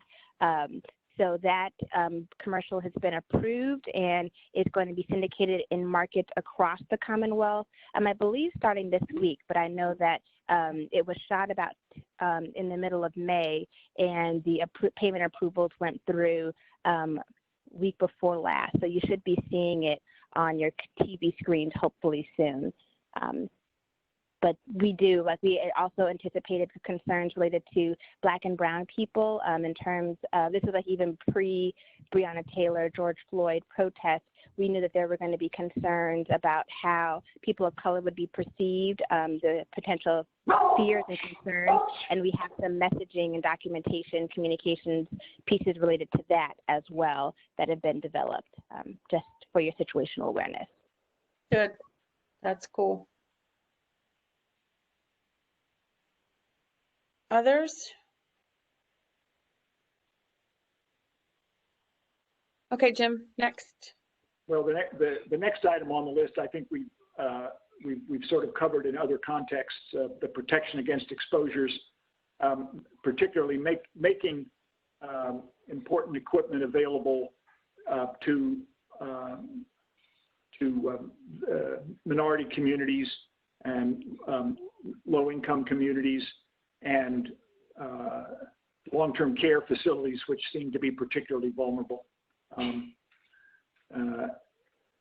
The idea that we have to have priority allocations of these kinds of resources is now, after the kinds of experiences of the last 5 months, I think is pretty firmly established, and we just need to keep acting on that.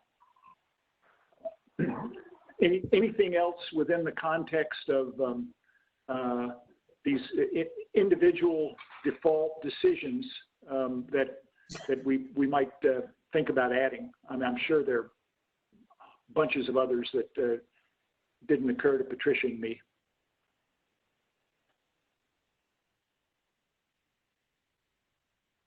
Anyone?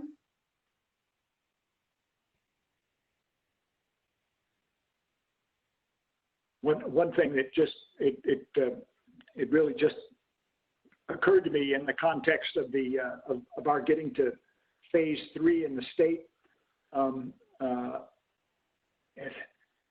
The issue of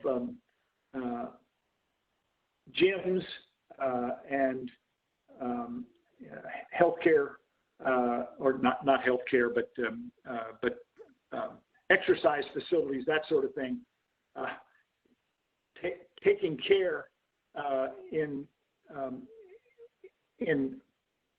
making your decisions about using those facilities until those facilities have demonstrated that they're doing everything possible to minimize transmission of disease.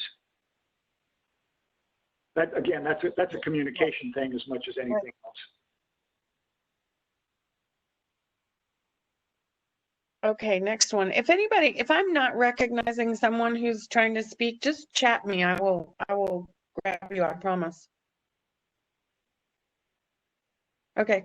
The next category, Friedman category, is socioeconomical factors, and boy, has this become important. And I think we've learned a lot in the last 5 months. And it was pretty obvious that workers in healthcare providers, clinics, hospitals, and the like, and first responders, they didn't take any imagination to figure that out as prioritizing those. But just think about the realization that finally has occurred to society at large that child care and adult care workers are utterly essential. Food service workers, delivery workers, including people who work for the post office. I mean, we've got whole categories of essential workers that we might not have been clever enough to realize 5 or 6 months ago, and we need to keep thinking about that and making sure that the kinds of services, equipment that are important to all these people are taken into account. The child and adult care facilities and providers are so much more important, especially as school reopenings are being considered. And this is something that we've got to get. We got to get schools involved in, both expressing the need, but also providing the services. The systems in Northern Virginia, the school systems have child care that goes before and after the school days. How can we adapt systems like that to provide care for children whose parents are essential workers and who won't be able to provide the services that society at large needs if they don't have child care? I mean, it's we've got a compounding problem along those lines.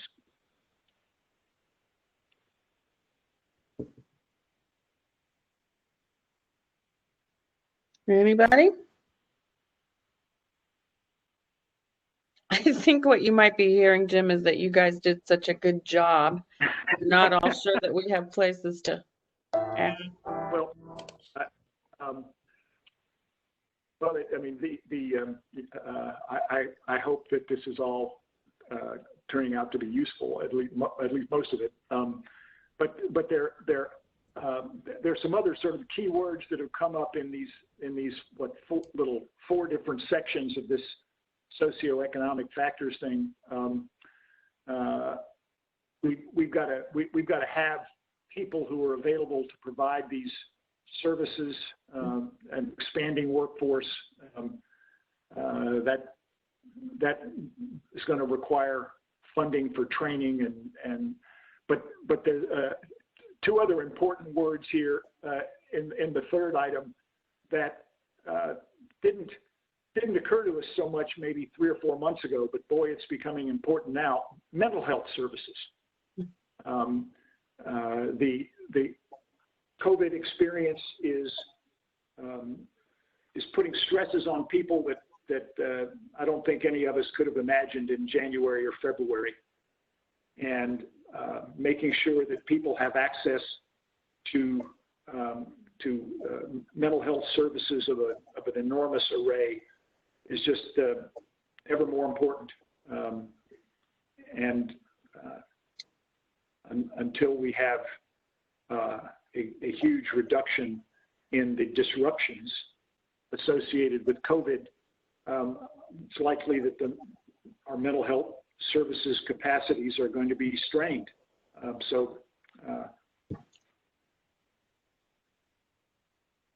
Something that also strikes me, and I'd be interested to hear what some other folks have to say about this. I have an elderly mother, and she doesn't have significant health challenges, but you know, she's in her mid-80s. She's a widow because of this, very, very isolated, and I am watching her decline on the regular. She is not someone who's seeking or probably would even accept mental health support. She would not see herself as someone who needed that. But I believe that there's a significant effect on our elderly folks who are more and more becoming shut in, isolated, unable to access alternate methods of seeing friends. And I really think the mental health challenges there, as well as the physical results of being isolated in such ways, are compounding pretty regularly. That is nothing more than my observation, but I don't think it's probably real far off base. I think we've all had family or friends or who are making the same kinds of observations about their elderly relatives. It's inevitable. One of the things that Sable described early on was communicating with churches and religious bodies and organizations about it, and that this may be one of those things that we have to find supplementary providers of services simply that attempt to relieve loneliness and isolation. And I would think if we had some sort of an organized program to encourage churches that aren't doing it already to do that might be a way to deliver some of the service that is called for. It's just a thought. I'd be interested in our ongoing work here, whether VDH is already addressing that, or that might be something that we can think about adding to our list of concerns. No, it's certainly something. It's certainly something that the health equity group has been concerned about. I personally am dealing with family members who are struggling and friends who are struggling with a variety of different issues, whether it's being forced to quarantine with a physically or emotionally abusive partner. Some of my husband works at a university, and he works with LGBTQ students who are being forced to return home to students who are not, students who are forced to return home to parents or living situations that don't agree with their sexual orientation or gender identity. So there are a lot of mental health concerns that have come up as it relates to this COVID time. We have been working with our VDEM partners to institute a crisis counseling program. I know that Curtis and his team are in some some negotiations about getting I know that the grant was written up, and I know that we're just waiting to hear back in terms of whether or not we were awarded. So we can continue go forward with implementing our crisis counseling program. But that's really, it's not ongoing. It's just kind of like a triage type appointment to connect you to other services. But we certainly are understanding the impact that COVID is having and quarantine is having on individuals' physical and mental health. And those are some of the pieces that we're looking into. We also have created an advisory board through the governor's DEI office of faith leaders who are talking about how to bring back some of the services that churches provide that are ancillary and go above and beyond the spiritual nurturing that they do during their time of worship, but how to do so in a way that would be reflective of this COVID moment, so that would embrace social distancing and make sure that there's proper sanitation materials and procedures in place. But that's an ongoing project, and we were just kind of waiting for churches to feel more comfortable about opening up more. But to be honest, a lot of them are very hesitant about getting, especially groups of elderly individuals together, even for a social purpose, just because of the potential exposure to their health. But we are thinking about some other ways, like drive-by visits. We're working with a group to figure out how to socially engage individuals who are feeling disengaged and lonely right now. I also want to point out that we, the Health Equity Working Group, partnered with VDEM, and we hosted a webinar because now faith-based entities are eligible for FEMA reimbursement. So we held 3 webinars that walked individuals through step-by-step in terms of how to keep the records that would facilitate the FEMA reimbursement for any of their costs during this COVID time that would go to addressing communities in need. Wow. Jeez. That's news to me. I hadn't heard about that at all. That's great. Stable, I don't think this is what you meant to say, but I just want to make sure that we clarify that obviously I don't want people to be lonely either, but what I'm talking about is not loneliness per se. I'm talking about people who are becoming in their loneliness so isolated that it is becoming both a mental health and a physical health crisis among the elderly. And I just want to make sure that that's clear. Yes, and I appreciate that distinction. I didn't mean to conflate, but I think that they are 2 separate issues, but kind of fruits along a similar vine, if you will. But there are both concerns that we're hoping that this crisis counseling program that we're developing will be able to at least triage and connect people to initial services.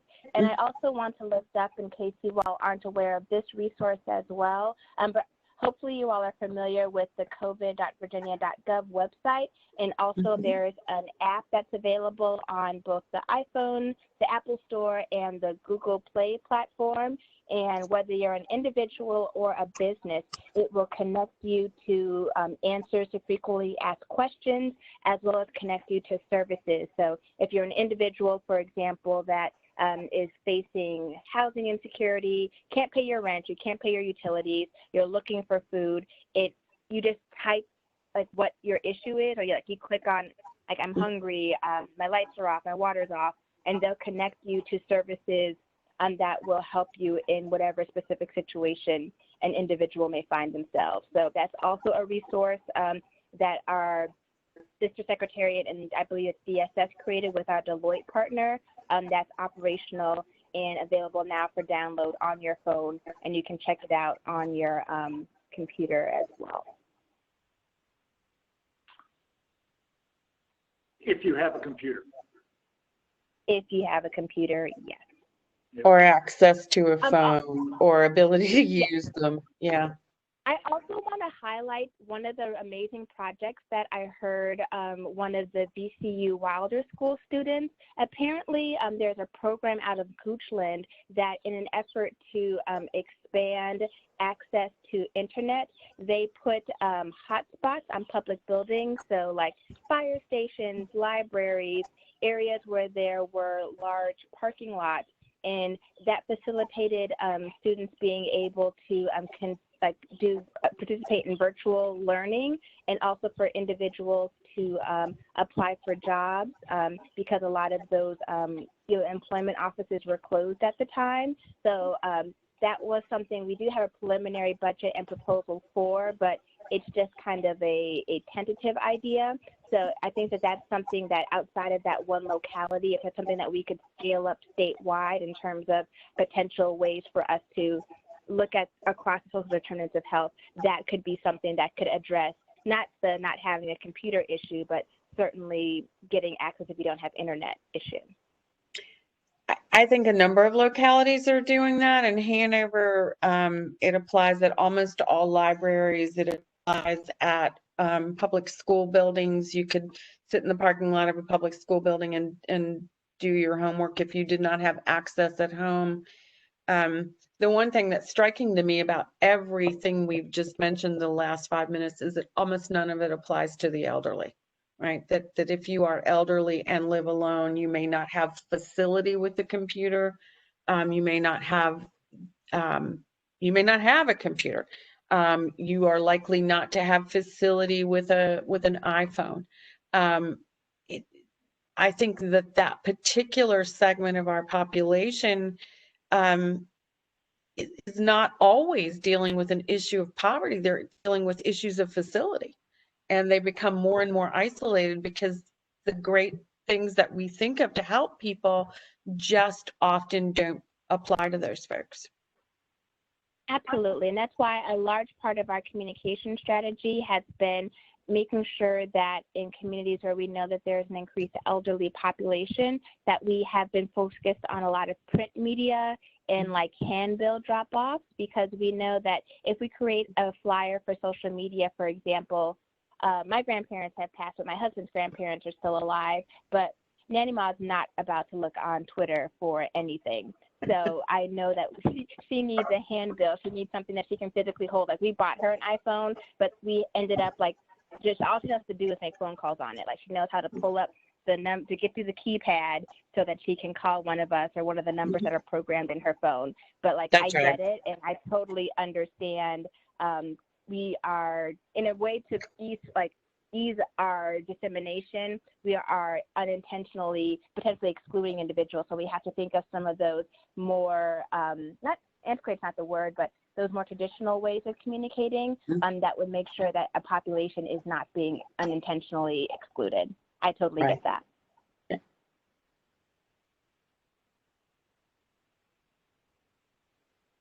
All right. Anything else that anybody else wants to comment on the list? This is much quieter than VDH people usually are. Madam Chair?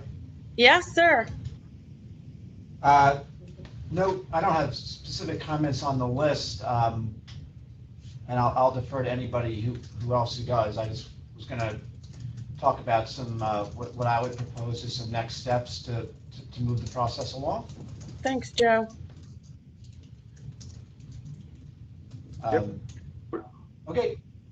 Yeah, we're down to the timeline, and I think that's absolutely appropriate as the next talking point. Yep. Sure. Well, first of all, this has been really, really helpful.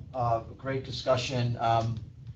I've been making notes throughout. Just a couple of things that I noted. I very much appreciate Jim's comment. He sees the board as being the quote-unquote crier in chief, which I think is great and very much appropriate for the board's role. And I also made note that Jim said that what the board needs, is a mechanism that's going to be used to get these recommendations in front of the governor for consideration in time to make a difference.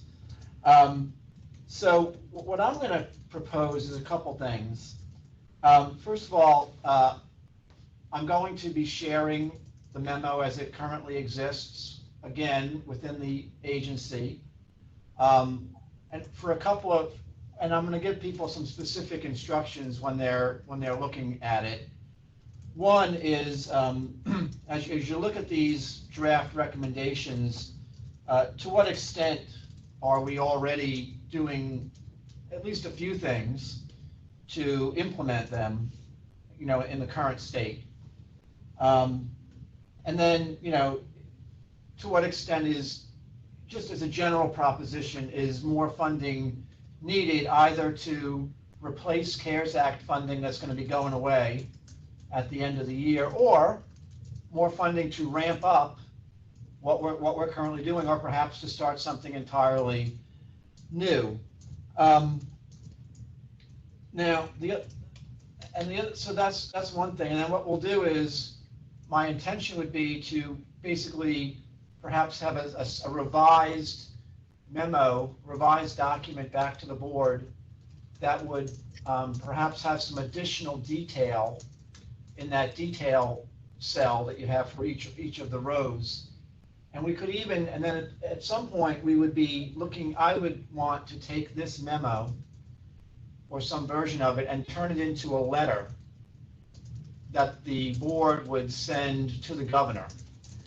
And I think a key part of that letter to the governor would be language to the effect that the board is recommending that the governor direct the health department to prepare budget amendment requests that are designed to implement these various recommendations, and also requesting that the administration look favorably upon those budget amendment requests when they are received. And the reason I think that's important is, obviously, every budget cycle, the governor receives many more amendment requests than ultimately get funded.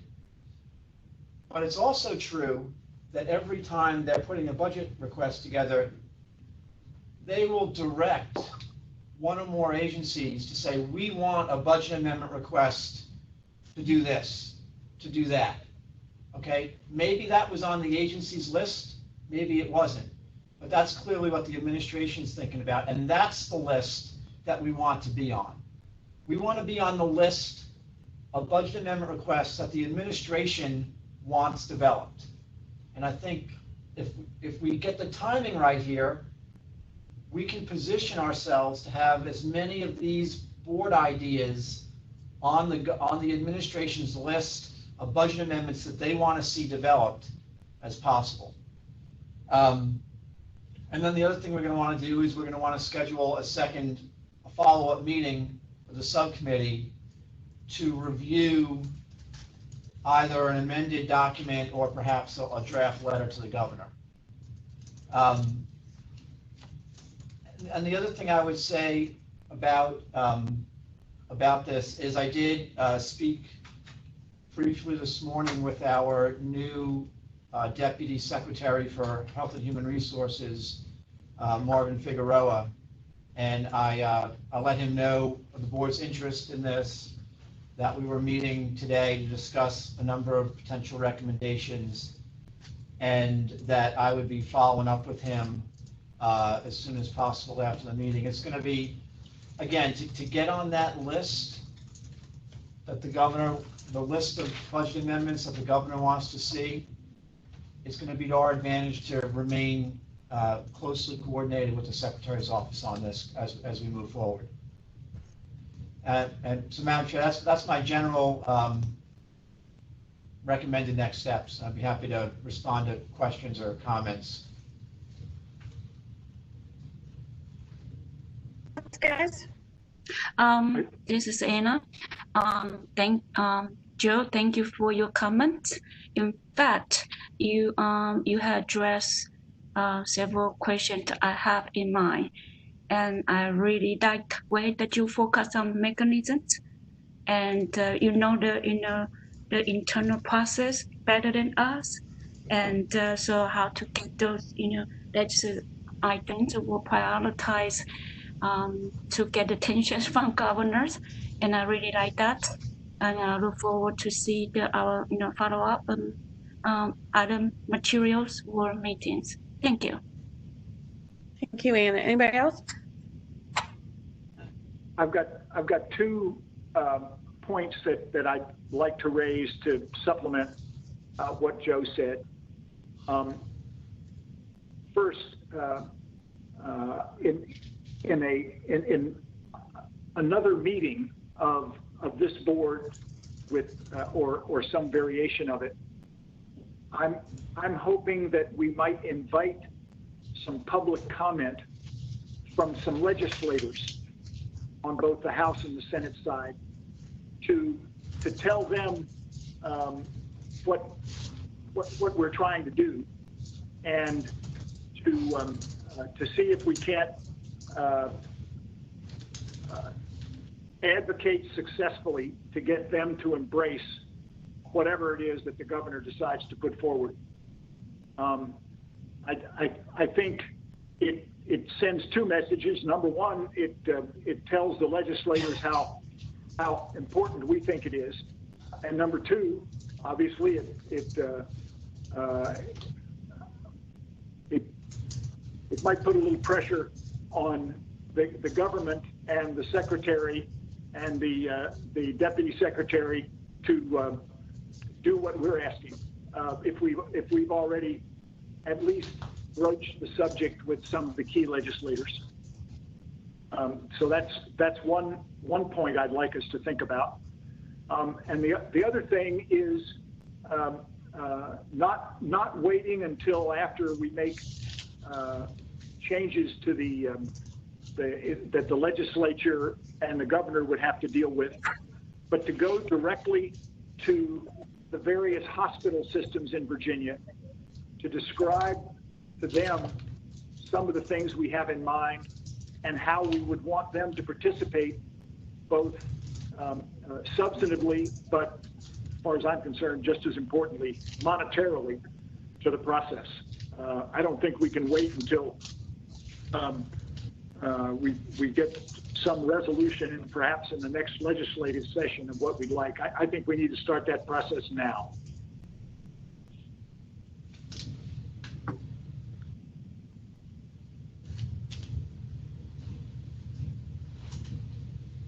Joe, thoughts?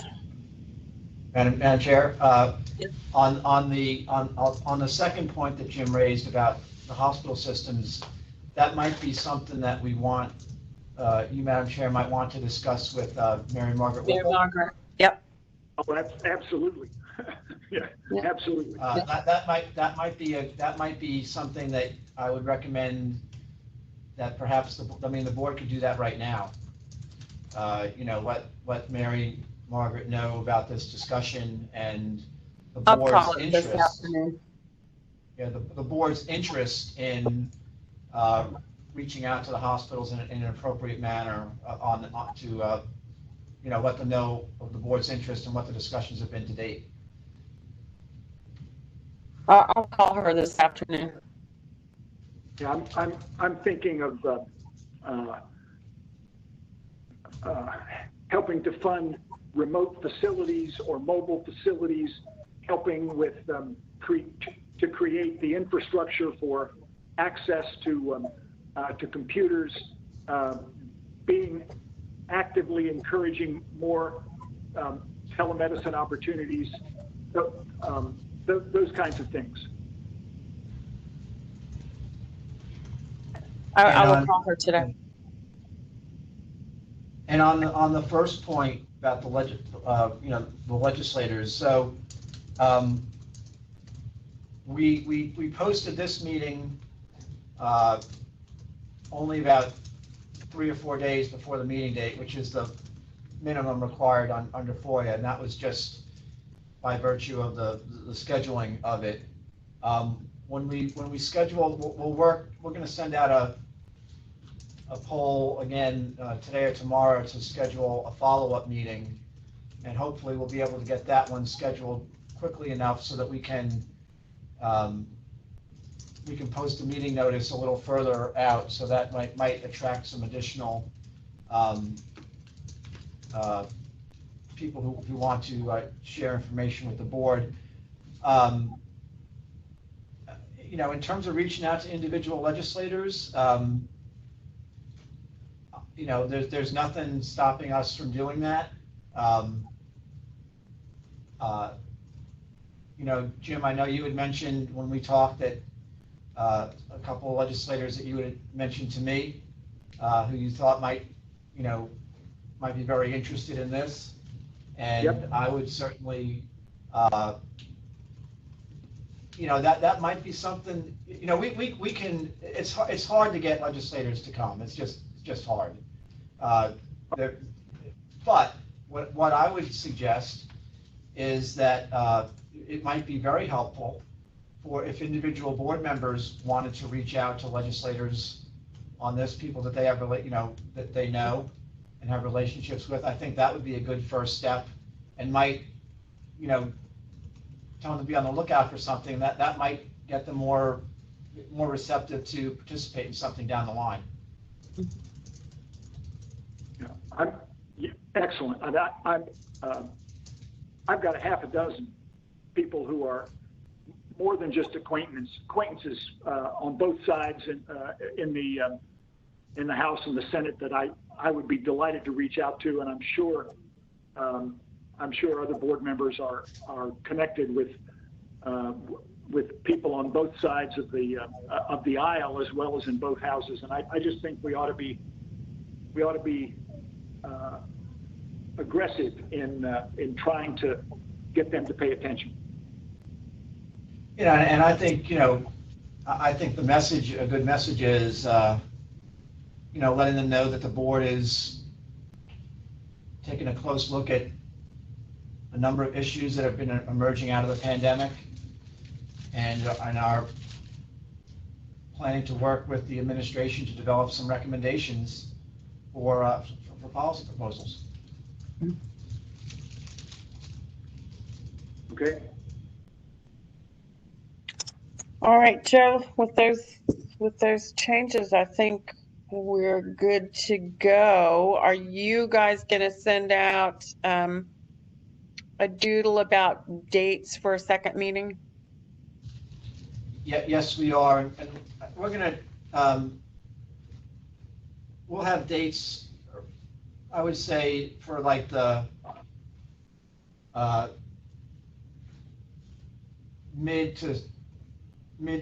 about mid-August is what we're going to be shooting for. I'm sorry, mid-July for a second meeting. And then the objective would be to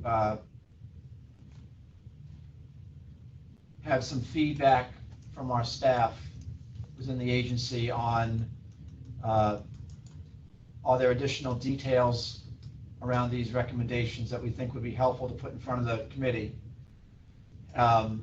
And then